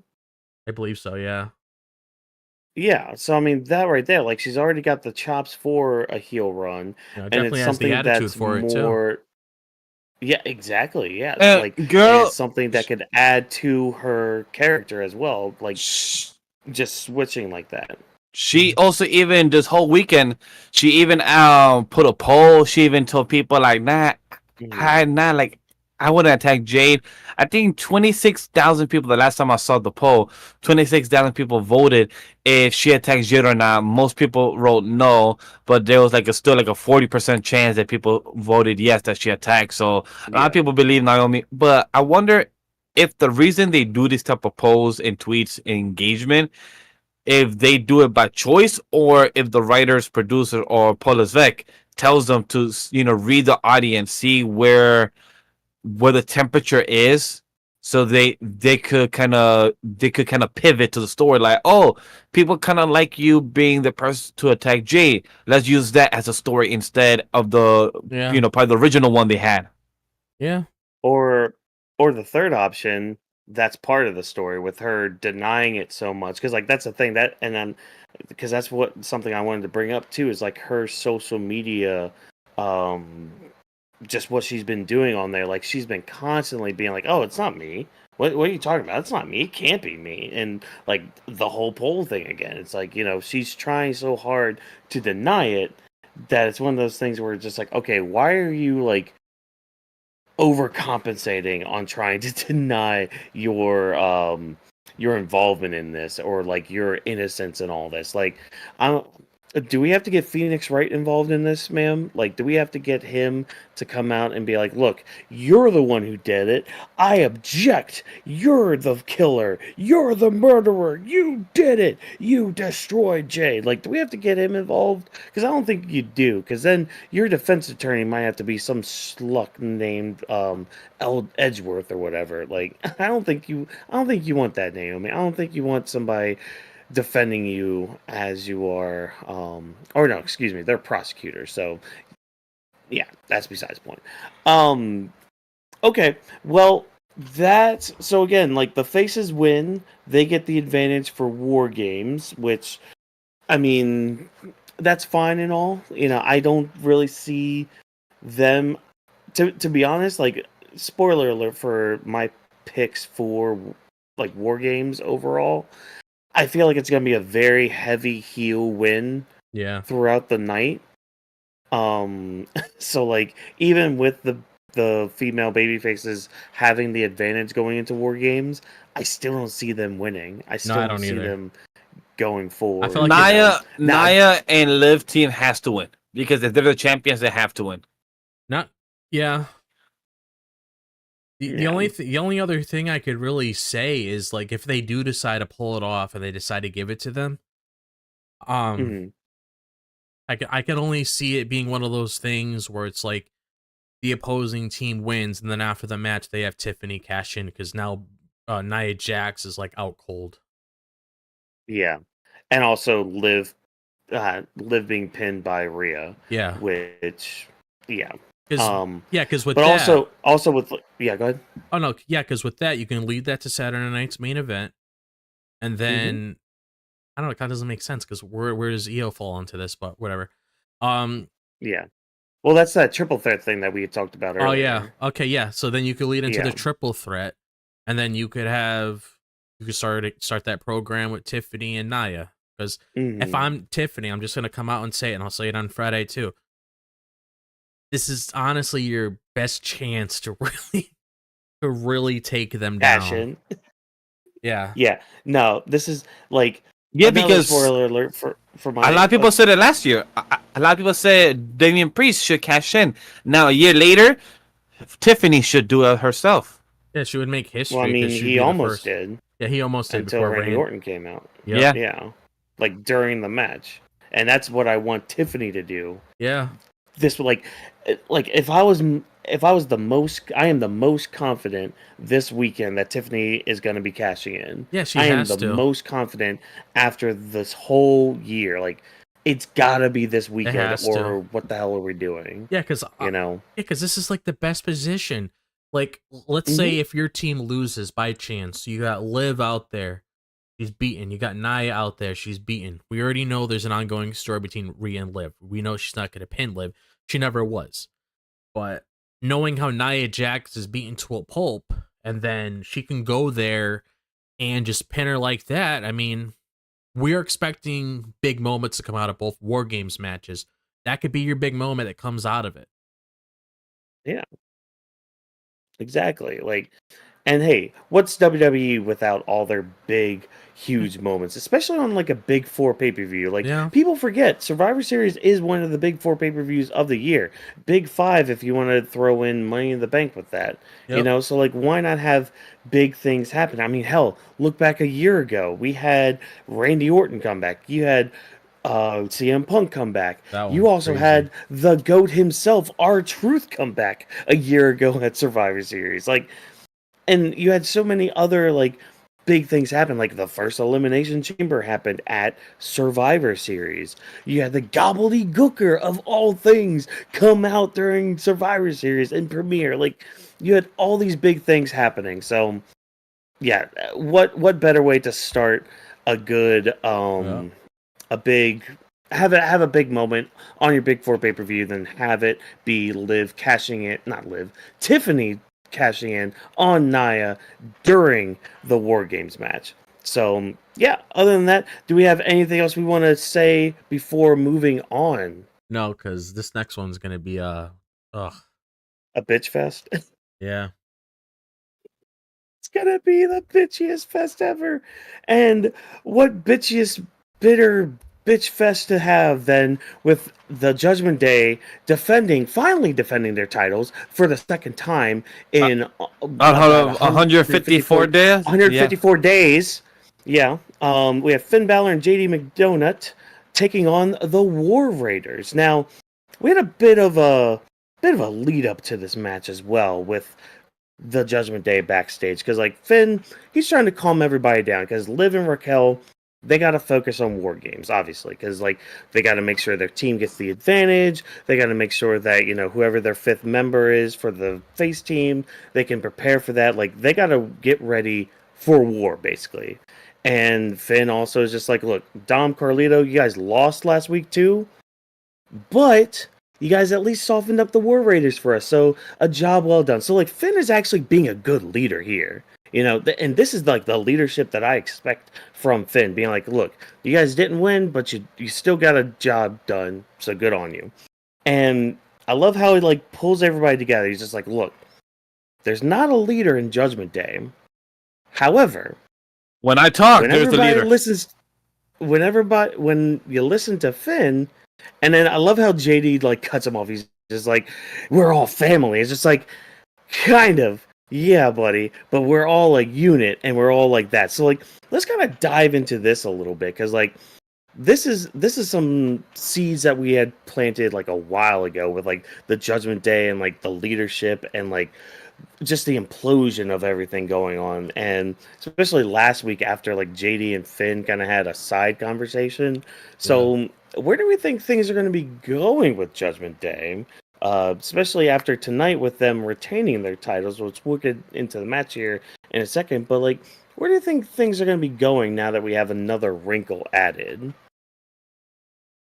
Honestly, like, I really don't know how much longer they're going to be together, because ever since Damian and Rhea left, I mean, they already lost their aura right there. And once Finn leaves, I mean, they pretty much don't really have anything else. He's pretty much the last candle that's lit for that group. Once he leaves, he goes off on his own and does whatever he needs to do, which honestly, I'm all for it. Yeah. I feel like there really isn't anything to do anymore, because we obviously have this ongoing issue between Finn and Dominic. We obviously know what's going to lead to something. He's gonna snap. Maybe Dominic makes a move and has them and cost them their titles. Maybe it's not done on purpose. Maybe it's done by accident, and then that breaks and that ends up starting a whole entire argument between the both of them, and then Finn might come to the point where he leaves. Obviously, JD would probably go along with him as well. So it's like it's almost coming to the point where it's like you got to really move on from it. There's only like it's different between the Judgment Day and Bloodline because there's a lot more depth you could add to Bloodline when it comes to how you want the story to evolve even further. There's not really much else you could really do with Judgment Day to really evolve it into the next level because we've seen it play out for so long. They don't really have much story left to really do with this besides the whole Finn and Dominic Mysterio story right now. Like, other than that, there really isn't anything there. No, because Carlito's just kind of there as the uncle that's out of touch. Yeah. And JD's just like Finn's little lapdog. Yeah. And I love too how like Dominic throughout all of this, he's just kind of standing there like, huh, I'm hearing you, Finn, but nah, fuck you. Like you can kind of tell with like just his overall demeanor, just like he's not feeling anything. Because how is it that Finn gonna be like, look, Dom, you lost to him last week. He still is on his way to the world title. He's coming like because of you, Dom, is your fault. If I was Dom, I'd be like, bro, that ain't my problem. Damian doing his thing. Can we do our thing? Can we focus on our thing? I lost. I did my thing. I tried. You know, Damian took the W. Congrats to him. But it seems like you got your issues with Damian still. So you shouldn't put your issues, your dilemma on me. Yeah. And that and to kind of go back a little bit with like the whole world title picture, I'm really hoping Finn doesn't get involved at Survivor Series with that. I feel like he will. I'm really hoping not. I hope he doesn't because we don't need to return back to that. Damian's fine without you guys. Don't need that feud anymore. Just move on. Just move on. Or if you're gonna redo it, just do some stipulation, add some differences. Because if you're gonna add the same shit, it doesn't add no value to it. Because even when Finn has the audacity to say, "Hey, when there's no leader in the Judgment Day, but unless when I talk," but I'm like, okay, so when Liv talks or Dom talks, do we all listen to him? Why is it only when you talk? Why is it only when you're the one that's going to tell us something to do and we're supposed to hoorah? Why is it only when you talk adds value? That's unfair. Yeah. Yeah. But and I think with Finn though, there's at least evidence behind that where it's like, hey, look what happens when you guys listen to me. Compared to like, oh, let's look at what happens when you guys listen to Carlito, for example. Like different shit, different, outcomes and all that happen. And when you actually listen to somebody who, quote unquote, knows what the fuck talking about, good things happen. So I think that's what Finn is trying to get across.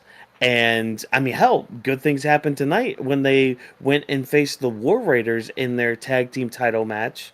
Again, their second defense in 150 plus days. Like, what the frick are we doing? Like, we had talked extensively earlier about the whole, adding the women's mid-card title to it, where it's like, okay, it's great that you're getting the opportunities, but how are we going to book it? Because the way you guys have been booking the World Tag Team Champions on Raw has been ass. It has been complete and utter garbage ass. Like, how can you go, what is that? 150 days. That's what? That is like 5 months, roughly? Yeah, roughly like, no. Yeah, 5 months. 5 months. Almost 4 or 5 months with them as World Tag Team Champions. And they've only defended it twice? Twice? What are we doing here? What are we doing with your tag team division? Yeah, that's my biggest issue with this is because, for one, like you said, they haven't they only had 2 title defenses within that time period. That's ridiculous. And at the same time, it's like, what else are you trying to do with those tag belts? You just want to tell a story just for them to lose a tag belt to just evolve something between Finn and Dominic? Like, sometimes you got to look into the deeper picture where you could do that now, and you could have some sort of problem escalate, and then you could have the War Raiders have the World Tag Team titles, so they could help elevate that tag division, just like how you're doing with SmackDown, because there's a big difference between Raw and SmackDown right now when it comes to the tag team division, because ever since the Motor City Machine Guns won those tag titles, there's actually some stories being told when it comes to them, the Street Profits and DIY. That's something I actually look forward to on SmackDown, to see, okay, what's Ciampa got to do next to snap? What is Montez going to do when it comes to him and Dawkins? Like, what sort of story is going to extend what's going on between them? Because ever since they won those belts, right away a story started developing between those three teams to help elevate them, to actually have them stand out and feel important. Because as soon as people saw Ciampa snap, they're like, okay, this is getting interesting again. We haven't seen Ciampa like this on the main roster. And yes, he's been on the main roster for quite a while now, but we haven't seen him as this character on the main roster for quite some time, ever since we started progressing with this story. We can do the exact same thing with that on Raw. You have the War Raiders start. They have a reset with the tag team titles with the War Raiders. Help them build a division. You could throw American Made in there. You could throw LWO in there. You can actually tell some sort of story in there to actually make it feel important. So you have tag titles on somebody not named the Judgment Day, because just like with the Bloodline, they have their own little shenanigans going on. They didn't need the tag titles. It was just a prop. Same thing going on with the Judgment Day. The only reason why they have those titles is just to win, was just for Liv to get that approval from the Judgment Day so she become a part of it. Other than that, it's just there as a prop just to make them look nice. So you could have easily had them win those titles tonight, and we could have started something right out of Survivor Series and started on that Monday, just like how you're doing with this tournament with the ladies for the IC title belt. You could start having the War Raiders, start a feud with somebody, and then it could build up. You could tell an intriguing story that you could look forward to piece by piece, kind of like how they're doing on SmackDown, because it just doesn't make sense for them to have it. I mean, 2 title defenses within that time period, that is ridiculous. Yeah. You don't do something like that, and you can't say, we'll let it play out. What are you letting play out for like 154 days? There's nothing to play out. There's nothing you can wait on like that. I'm sorry, but if you come up with an excuse like that, that's stupid. Especially at this point with 2 title defenses, let it play out. We let it play out. It led nowhere. No acknowledgments on those titles besides seeing them in the back room in their clubhouse. There's no playing out here. There's no story being driven on the side as well. Like, cool. If there's only 2 title defenses, but at least stories driven. No, there's no story with JD and Finn with the tag titles over the past couple months. There's no feud going on between them and RWO or the Creed Brothers, Alpha Academy, stuff like that. So for them just to have a second title and also win because of interference by Dom or Carlito, it's like rinse and repeat. Like, really, do we need them? Like, can we just get Finn and JD to get a clean win? All right, cool. If they won tonight as a clean win, I would have preferred. But to get Carlitos and Dom interference, and then the ref sees it happen, like, oh, you're back? Get out of here. Mm-hmm. Yeah. Well, them interfering just adds more to the story of like, oh, look what happens when we listen to Finn, and because I think that's going to be the whole crux of moving forward with Judgment Day is just like, oh, look what happens when we listen to Finn compared to when we listen to Dom, like shit like that. But it's the fact that you're sacrificing your tag team division for this kind of story, because like War Raiders, I'm not saying they're buried. They're far from that after tonight. But it's like you built them up with like this big dominant win after dominant win after dominant win, and then have them go out like this. It's just like, that leaves a very sour taste in my mouth. And like to kind of piggyback with like the whole idea of like, oh, let's wait to play it out. That would be like saying at this moment in time, being like, oh, Giovanni Vinci, let's just wait and see where that plays out. Like, yeah, that ship's run its course. Like, I don't know what the hell they're doing over there. No. So it's just like it's the same thing here. It's just like, what are we doing with your tag titles? Like we've gone past the line of waiting to play it out. You got to give us something, anything. And like what you have with the War Raiders here, that was something. It was something, Especially with the way But they're it's being like, built too. The whole repackage. Yeah, exactly. Like you bring them back with the repackage. It's like, this is another time we're bringing up AEW tonight, but damn it, it's because there's a reason. Like AEW has that exact problem when they bring in somebody new, they hotshot them to a title, and they lose, and it's just like, okay, now what do we do with them? And then they're just back in catering or on Collision or Rampage, and it's just like, okay, see you later. And like, I don't want that to happen to the War Raiders because they're actually a good, legit team. I mean, there was a tag team match they had like back in NXT. I believe it was it was them against Ricochet and Aleister Black.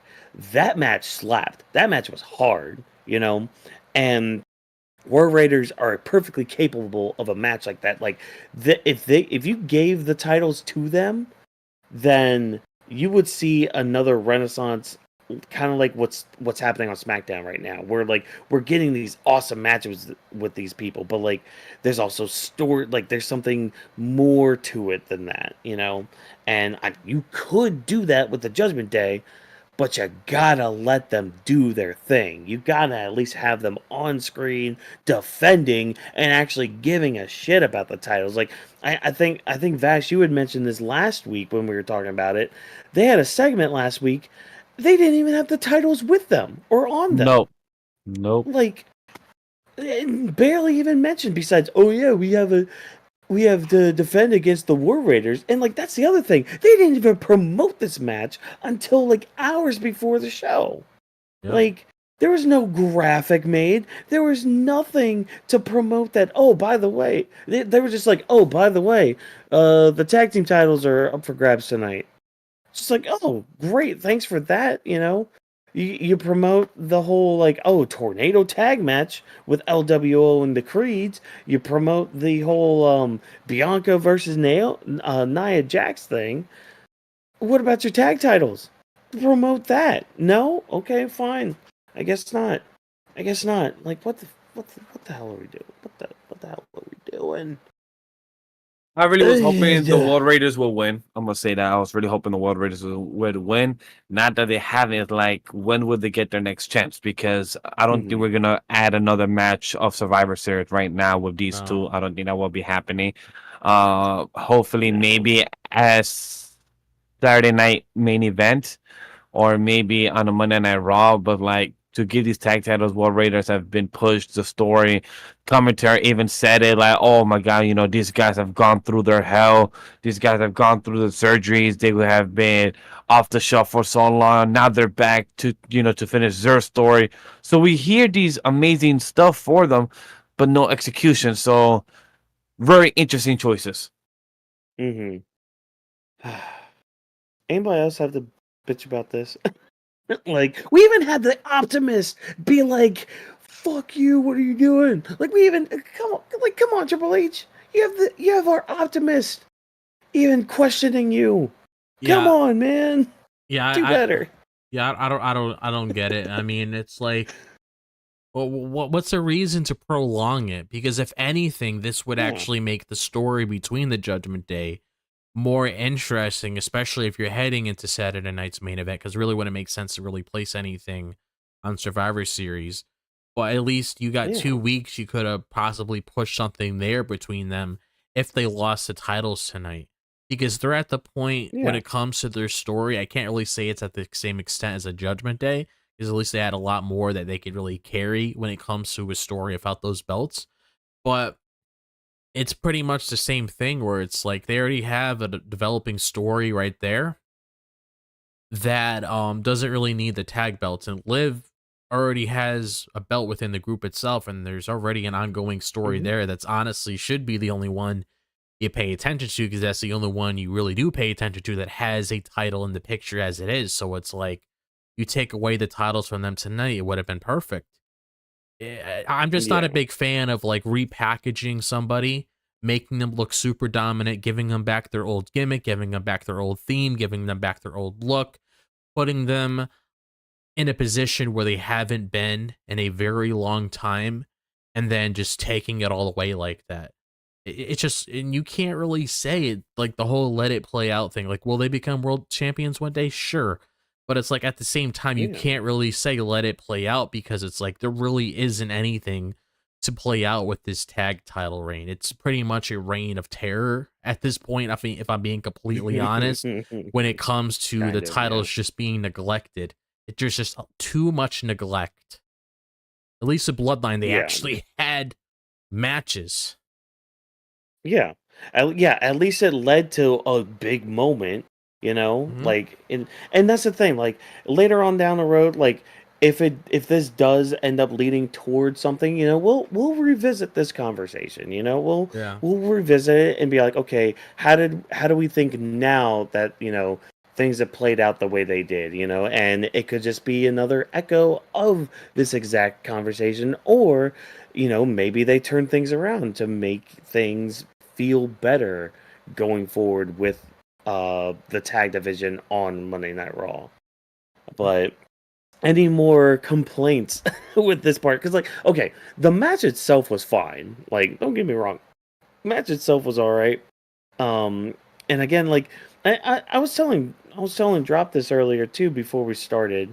Like, especially with WWE, it feels like with the weekly shows, a lot of the matches can feel kind of samey. With like their spots, especially tag matches, because like it's like as soon as we get back from commercial break, it's like a minute or two, and then we get the hot tag, and then like a minute or two after that, we'll get the finish. So like, it's kind of hard to commentate on some of these tag matches too, because like a lot of them just kind of feel the same, like especially with like the structure of them. Yeah. But, well, if we don't have anything more to say on it, we're going to go ahead and move forward, because we have... I'm waiting for this one. We have some more shit to talk about. So, look, out of this whole segment, I mean, out of this whole Raw, this the one that cooked for me, because I was waiting for your thoughts on this.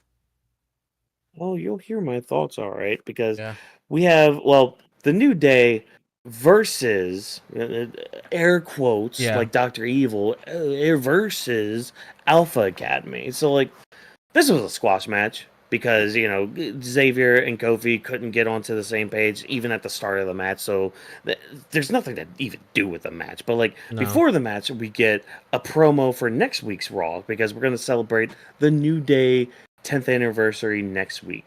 Okay, cool. Getting all of Raw to celebrate the New Day. Awesome, great, fan-frickin-tastic. And we cut back to Kofi and Xavier. They're like, they're happy. They're kind of, you know, getting a new lease on life, trying to be more positive moving forward. But, you know, did anybody notice that Kofi was wearing Goku color scheme and Xavier was wearing Goku black color scheme? Yeah. I was just gonna mention that too. It's just like, you know, when so they're going to the match, and Kofi dressed as Goku, Xavier dressed as Goku Black. There's kind of layers to that too, but it's like when we get into like what they were saying to each other, it's like, Kofi, why are you dressed as Goku? Like, why are you dressed as Goku? But whatever, that's neither here nor there. So yeah, squash match happens. They end up having an argument, and this. So I mentioned on Friday how like the moment between like Cody and Carmelo backstage felt very real, like very like visceral. Like, I've seen confrontations like that before. I've been in confrontations like that before. Seeing Xavier and Kofi again also gave me a certain level of PTSD when it comes to that, because like I've been in that situation on both ends of the spectrum and also witnessing it. So like seeing that play out, just seeing like two brothers in arms like go after each other with the digs they were giving, like, and I mean, especially a Kofi towards Woods, like Kofi was a dick for all of that. Like, I mean, they were both kind of cooking on each other. Like they were spitting some facts on each other too, like with the whole like the whole 6 seconds to Brock thing. Like, I'm sure that one hit too. But like, just going back with the history too, it's like the shit that Big E and uh Woods had to go through just to even give Kofi that shot at WrestleMania that year, and just like Kofi constantly putting down Woods too, like. This segment hurt. This segment hurt a lot from like knowing the history with the New Day and the possibility of what's going to be happening next week. But yeah, I'm gonna transition to you guys with all this. Vash, we'll start with you about like this whole New Day thing, like with them possibly splitting up, or like just mainly this conversation they were having, like. It was bad. It was bad. Like, just emotionally bad, that is. Look, when it comes to communication, when it comes to friend groups, it's tough because you're in an emotional state. You just lost in a battle in a match that you technically wasn't supposed to lose. You were so cocky enough last week saying that, yo, we got Alpha Academy in the bag. That's easy money. No worries. We will win that. So he believed we got this. And it showed that Kofi doesn't like Xavier being the quarterback. He doesn't like that he gives the plays. That's tough because for anybody in that predicament, you want to be trying to be the leader. But then once we walk in the background and had Kofi and Xavier have the little moment back and forth, it felt, not saying it felt like two friends that were trying to break up, but it was two friends that have their own belief of right or wrong. The question is, who was the one on the right? Who's wrong in the perspective? At this point on, I'm on Kofi's side. Sorry, wrong. I'm on Xavier's side. Mm-hmm. I'm on the stands of Xavier, and I get where it's coming from. Kofi, I disagree with you, and you're a bad friend. Okay. Well. Well, we'll touch on that last statement there. I'm a hold on to that last statement that you said. Yeah, of course. But let's see if Drop has wants to play devil's avocado to yours. But Drop, what do you think of this segment overall? Like, and just your thoughts going around that. I mean, the thing I really took from this segment alone was just both of them pretty much just venting out their frustration when it came to the sort of issues that they had going on between each other. Because when it comes to situations like that, I like understanding the perspectives of both groups instead of just saying this person's in the wrong, this person's in the wrong. Even though I am more in favor of Xavier, I do also like what Kofi had to say, because that at least puts Xavier out there in the spotlight a little bit more, so you can understand that he hasn't really been involved in the main event picture like Big E, Kofi Kingston has. He hasn't really been able to have all of those achievements because Kofi Kingston, he's won a lot of belts. Big E, he's won a lot of belts. They've been at that state where it's like, okay, I finally won the big one. I can retire one day, enter the Hall of Fame, and say I became a world champion at one point.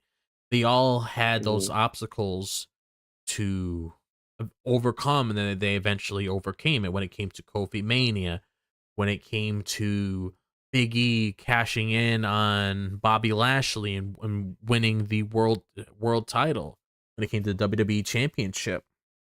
Xavier Woods was never put in that position. So in a way, I can understand why people would feel upset about them breaking up. But I feel like at this point, like Thanos says, is pretty much inevitable. I said that wrong because I'm talking fast, but it's pretty much coming to the point where it's like it's gonna happen regardless if we like it or not, just judging on how things are, unless Big E tries to be the peacemaker. But at the same time, I don't know if they want to build all this up and have him mold everything together again. Like, I don't know if this is their way of actually giving Xavier that moment to actually stand in the spotlight, at least achieve a couple things on his own. And if they want to venture back and do something with them in the near future, and they could get back together again, so we have that good moment between the both of them, I mean, Mhm. so be it, but I'm not against them trying to do that with Xavier if they want to head down that direction, because I feel like since they have been together for 10 years, besides being a tag team champion, I mean, I definitely feel like he deserves maybe even like a little run with the IC title or whatever they try to do something with him, at least a little something, and then they can venture back and do something again. But it's like, I don't know if it's just me, but I really like the New Day when they get serious sometimes, instead of always having like the goofy side of them showing out, which, you know, we all grown to love that over the years, but it's just really different seeing them be serious because we never see that. We never really see them actually like vent like they do. We never really see any drama Yeah. breaking out because they always spread positivity within their group. So seeing this in a new perspective when it comes to the relationships between the both of them, I just find really interesting with that sort of route that they're going down. But you guys are right when it comes to Kofi Kingston, you know, being a dick about that because what he said to Xavier. But obviously, you know, you're going to expect him to say something because I felt like out of the whole feud that's going on between the both of them, the most Kofi Kingston hasn't really gone to that extent and just let everything out. Because if Xavier was throwing shots, you would probably expect Kofi Kingston to throw some shots back, especially that Brock Lesnar comment. I mean, that's a well-known thing within the community itself when it comes to when Kofi Kingston was world champion. He had that match with Brock Lesnar, and Brock Lesnar pretty much won that title like it was nothing. I mean, that's probably something that's still planted in Kofi Kingston's head that probably still eats him up till this day, to knowing how you just throw that out there. You're obviously going to have Kofi Kingston come back and be like, well, you never really won the big one like me and E. We actually were world champion. We actually were able to achieve all these different things. You haven't. I mean, it's like if you throw shots at somebody, you're going to get something back. So it's like, I felt like the sort of exchange of words between the both of them, I mean, it made sense how it played out. And sometimes it does get to the point where you have like that exchange of words when it comes to a couple things being said, you know, it actually hurts. Yeah. And I like how they're taking their time when it comes to building this angle between the both of them, because it makes me intrigued to see what's going to be happening in that celebration. And I would hope Big E would be a part of that. He doesn't have to do anything physical, but at least being there, knowing he is a part of the New Day, regardless if he's there or not, just showing up and doing, just being there to see like how things turn out between the both of them, I just feel like would be interesting because they're obviously building this for a reason. So we're obviously getting some sort of payoff. It just depends what it is. Yeah. And I mean, it could be a match with those two, like Kofi and Xavier. Hell, we keep mentioning Saturday night's main event. I mean, it's only like 2 weeks from Saturday. So these two have had enough build to have a match at a big event like that. But like this whole segment, I mean, it reminds me a lot of like my time in college. So I was in a fraternity in college, so a bit of Watkins lore for you right there.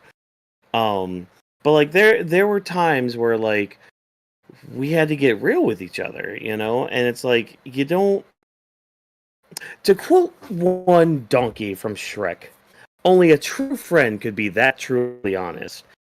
And when you think of that word, you know, that phrase, like in the context of the movie, it's kind of played for laughs. But like when you take that phrase in like real world context, it's like, okay, you would want your friends to be honest with you, you know? And the thing with honesty is it can hurt. It can hurt a lot, and it can be deep. And like only somebody who truly cares about you can be that honest with you. And I think with Kofi, he tried to be that. You know, he tried to say, hey, this is why we never followed your plans. This is why we never went with your ideas, because they never worked, blah, blah, blah. And it's like, that's kind of harsh to say, to tell to somebody, but like, there could be some truth to that as well. And the same thing goes with like Xavier Woods with some things. Like when he brought up the Brock Lesnar thing, a lot of people, at least from what I saw, especially back then, a lot of the issues with that came from the aftermath of it. Because, like, it's one thing for Kofi to get squashed like that, lose in 6 seconds, whatever. Afterwards, he made no mention of going back for the title. He made no mention of, like, being upset with it. The very next week, he was around gyrating in the ring. You know, like, nothing ever happened. Like, he was never world champion to begin with. You know? And so, like, that's where Xavier's trying to come from. Be like, you know, we need to be more serious about things. We need to, like, laser focus and, like, lock in with everything. So, like, this segment, it was rough to get through, especially if you've been in those arguments with people that you consider even deeper than friends, like people that you can actually call a brother in this world. Like, having those kind of conversations, it can be ugly. It really can be, and I fear for next week, because, like, on one hand, you know, a lot of people are saying, "Oh, it's going to be just like Festival of Friendship again." Blah blah blah. It's like, yes, it can be, but, like, I don't want it to, because that hurt itself. Like, the Festival of Friendship, that hurt when Jericho's just like, "Oh, you got me your own list. Why is my name on it?" Like, God, the moment he did that, and then Kevin just, like, smashed his head in, like, that just hurts. And if we get something similar to that next week, it's gonna hurt even more. Like, I want to be on here next week when and if it happens. Exactly. And I don't. Wonkas may not show up to work. He might have that Pikachu sitting in that chair. You may have somebody worse than heel walk-ins show up. You might see fucking AEW walk-ins show up. I don't know. That just a way to shoehorn AEW in here again for tonight for the 4th time. You know, but it's like, take a shot every time Watkins brings up AEW. I will welcomely do that, you know, but I just, it sucks. It sucks, because, like, you hate to see, like, oh, the other thing I wanted to bring up, and I think maybe more will be spoken of next week with it, but, like, with the whole idea of, like, the power of positivity behind the New Day, one thing to always remember with life, this could be a life lesson for all you listening out there too, like, you can't enjoy the good without the bad. You can't have light without the dark. You can't have positive without the negative. Yeah, exactly. Yin and yang. And right now with the New Day, what they're going through is their dark times. You know, they've been going through it for a while now, you know, ever since they haven't been able to really get any forward momentum in their tag team divisions or even in their singles competitions as well. So it's like right now they're going through a very big negative spell. And the best lesson with positivity is lifting yourself up from that negative area, from that darkness and all that. So, like, it could be a way where, like, if New Day doesn't break up, this could be, like, their ultimate message with it. Is, like, you know, even through this negativity and all this stuff and all this, like, fighting and all that stuff with each other, we could still be together. We could still lift each other up in a way that, like, brings us closer together and brings us even higher up than we were, you know? So, depending on next week, how we go will depend on how this story ultimately goes, I think.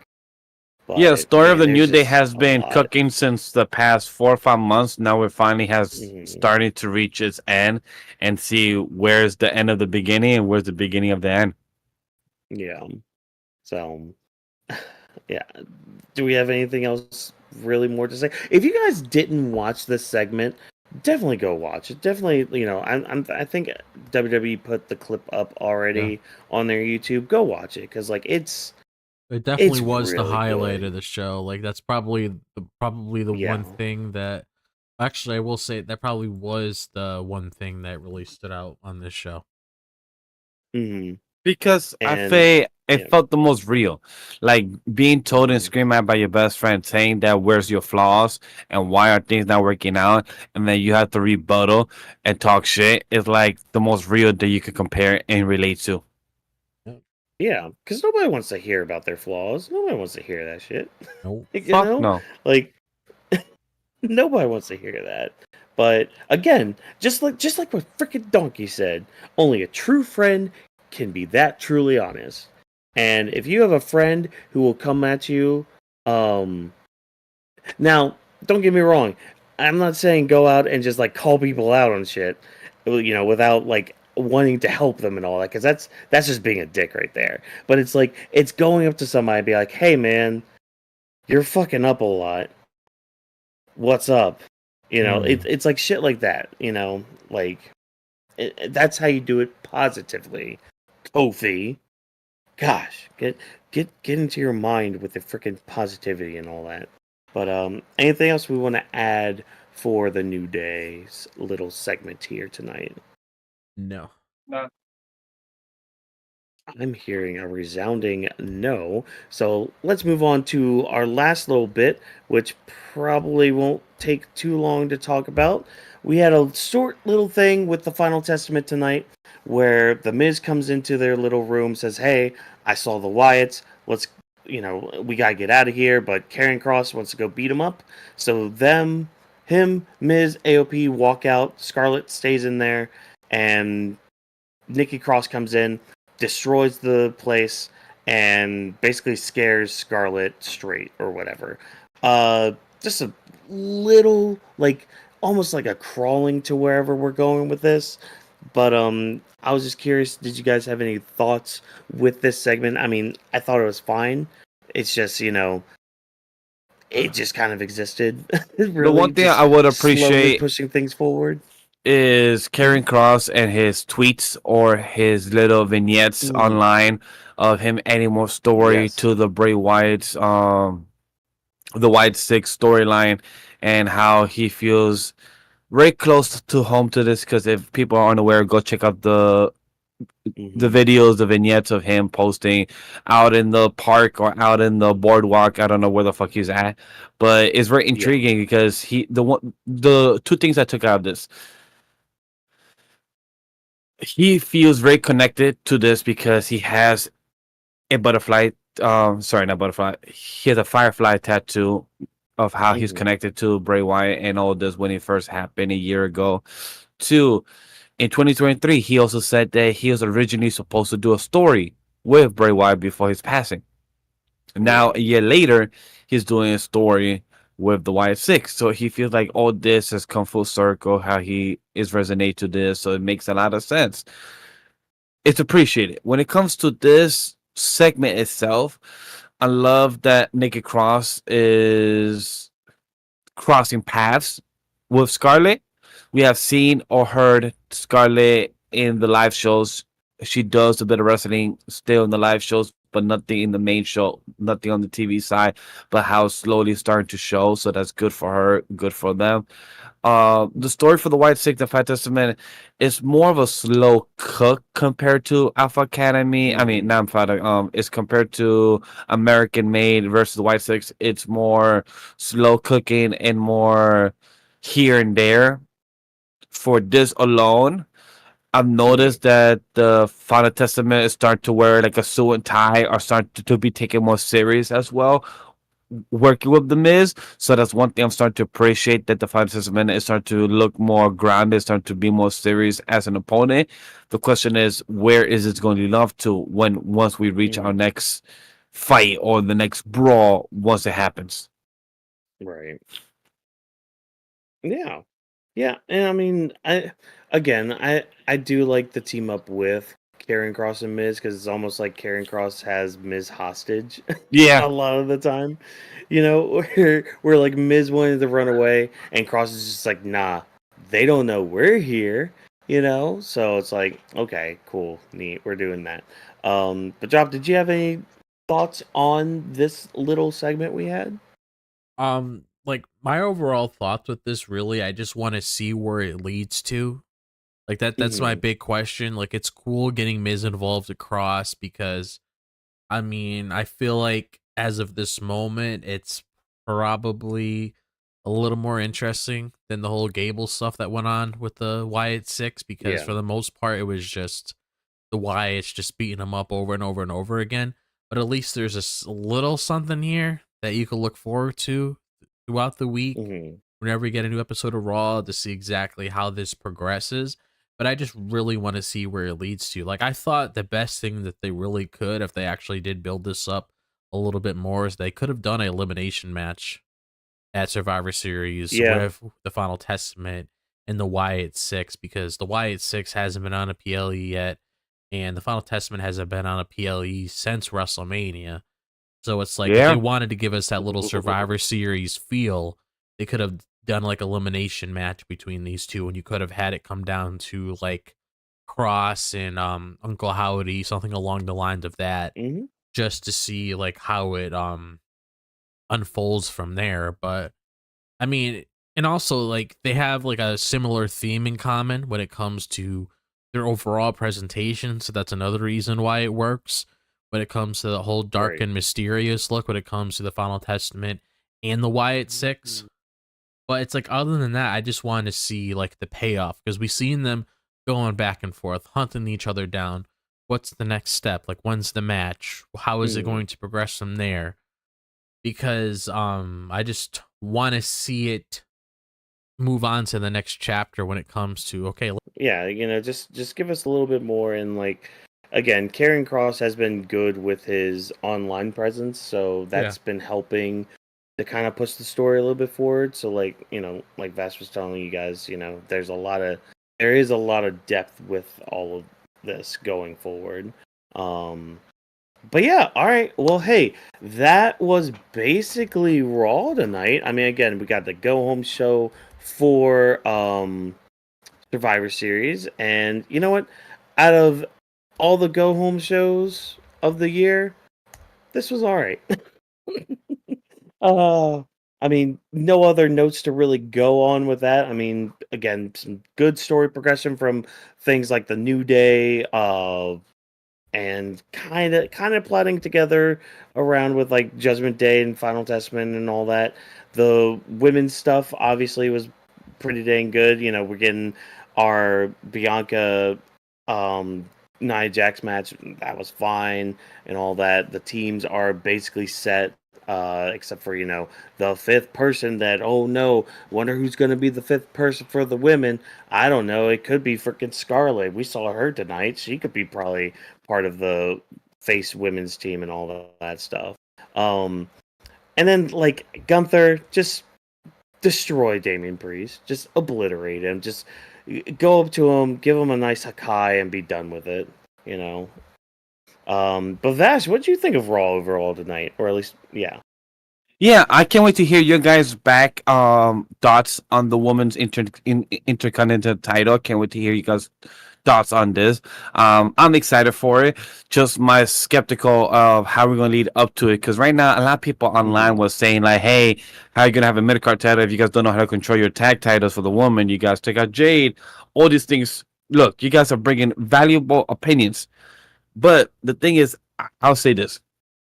You're comparing to a company of AEW who's kind of failing. I'm going to keep it a buck. That's kind of failing to keep the superstars and the bookings correct or right.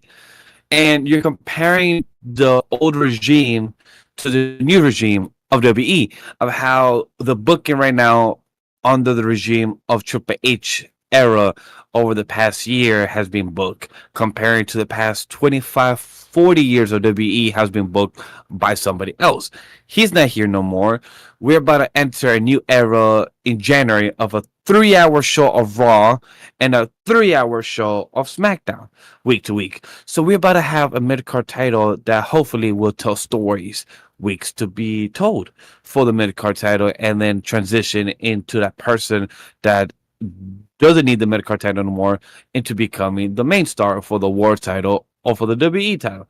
That's my hope for story-wise when it comes to the IC title. It looks beautiful. That's what I want to say. It looks that nice white and blue compared to Jey Uso added that blue to the men's IC title. So really nice. Gunther, I'm going to be the avocado. Damian kicks Gunther ass. You're the Street King. Take our general. Take him out. and put him on the table once more. It is what it is. We're gonna come to it. Rey Mysterio, Dragon Lee, American made. I'm glad you won. The Creed brothers. It is a deserved win. Great fast pace. Can't wait for the triple threat of Bron Breakker and Ludwig Kaiser. One thing I hope for this is that they use both rings. That's one thing that has been my complaint of Survivor Series is that when they're not using the War Games cage, but they still have the two rings there in the fight, their two rings are not being used. So hopefully they try to use that two rings and use it for a purpose. That's been my one complaint of me watching War Games over the past 2 years. And other than that, New Day. I wanted you guys to be destroyed just to see Watkins Phoenix next week's. I'm about to slice that avocado, but we'll wait for that for another week. My guy! I'm about to slice an avocado here, make some guacamole over here. Yeah. Oh, man. But what about you, Drop? What'd you think of Raw overall tonight? So, like, honestly, like, my overall thoughts on the show, I am happy probably with what we got with New Day tonight, because that was probably the most interesting thing outside of the conversation we had earlier when it came to the women's IC title, when it came to the sort of direction that me and Watkins discussed of where it could potentially go down. But New Day was definitely the highlight to me because I'm very invested in that story that they're telling, and I'm very intrigued to see what's going to be happening next week, because that's honestly what stood out to me the most. That's what one thing you can look back on this Raw. The New Day pretty much was like the main talking point throughout the show, regardless with all the other stuff that we got on. Even when it came to the stuff of Gunther and Priest, I mean, the New Day was the main talking point within the show, because that's what a lot of people are talking about online. I don't really see much conversations about Gunther or whatever else happened within the show. It's basically New Day or the IC titles for the girls, people making a little speculations for Dakota or Kyrie or Zelina online. Other than that, I am looking forward to seeing what happened on SmackDown. I haven't gotten spoiled on anything. I would feel like what we got tonight is a confirmation that Bayley is probably there. I mean, I feel like it's pretty much a given, because even when she wasn't a part of the War Games thing, she's like always there in the picture whenever they're going back and forth with each other. So you sort of expected it to head down that direction eventually, if the whole thing didn't happen. Maybe it was done by design. It sort of feels like that, because they do sometimes do that, where if somebody does have injury, they try to write them out in some way. So maybe it was done by design. But like, other than that, though, that's pretty much my overall thoughts on Raw. Pretty cool to get both mid-card belts on there, but that's pretty much it. Yeah. All right, cool. Finally, excellent. Well, we've been asking for this since like July, June for mid-card titles, and finally to end the year with both of them on the show is nice to see. Oh, I can't wait for you to listen back on what we had to say about it. I can't wait. I can't wait. I can't wait for you to hear that. Oh, man. But hey, you know what? That was Raw this week. And yeah, again, it was fine. It was decent. It was all right. But you know, thank you guys for checking out the show, whether you were live, whether you were watching the VOD, all that. You know what? We do greatly appreciate you checking us out and listening to us, especially if you've gotten to this part of the show, like this ending part. Because hey, that means you watched the whole thing, and that means you love us, and we love you too. And as much as we love you, we would love you even more if you were, able to talk to us a little bit more. Maybe more on a one-on-one thing, or like a group setting, or anything like that. But like, the problem with that though is there's so many places that you could find anything and anybody, but like only specific places where you can find us. And only specific places where you can talk to us. And unfortunately, I don't know where those are. But I do know somebody who does know, and he is wearing an Akatsuki thing on his head right now. His name is Legend D Vash. Vash, where can these lovely people go to find where they could talk to us about anything? Look, chat, where you can find us, you can look at the homepage, Animal We 3 Studio, and every handle on social media. Or you could like at the spin-off channel like where you're watching us right now called Weebs of the Ring is on the handle. You can find us on Blue Sky. You can find us on Twitter. You can find us on IG, on TikTok. You can find us on MySpace, AIM, Snapchat, on all social medias out there, and as well the hashtag where you can find the crew members, Drop This Box, and Walk-ins as well. They have their own personal YouTube channel, so go check that down below in the description where you can check out all the videos posted by Walk-ins and Drop about their own conversation on topic, as well of all their handles of Legendary Vash, Drop This Box, and Walk-ins MW down below or are the hyperlinks and our Twitches, our social medias of the rest of the team. Is always appreciated to go check this out. And the audio feed is public tomorrow as well. By the time people will check this out, Tuesday, Wednesday, the audio feed is public by that. So we appreciate you guys checking that out as well. Audio feed. Love to hear about the audio feed. And hey, you know what? If you don't hit that subscribe button on this channel, you're gonna very much upset Sydney here. And she's already like, well, no, she's a happy girl. You know, don't worry about that. But you don't want to make her upset and anything. So, yeah. But, hey, thank you so much for taking time out of your day to listen to the Weebs of the Ring podcast. If you enjoyed what we had to say, why not do exactly what Vash told you to do? We are known as Weebs of the Ring on all social media platforms. Also, be sure to use the hashtag Weebs of the Ring to interact with us about anything regarding wrestling before, during, or after our shows. Feedback is always appreciated, as we are nothing without you lovely people tuning in.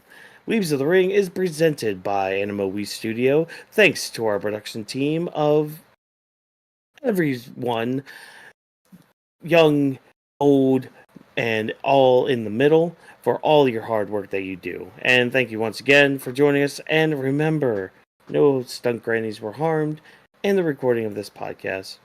Have a good night, everybody.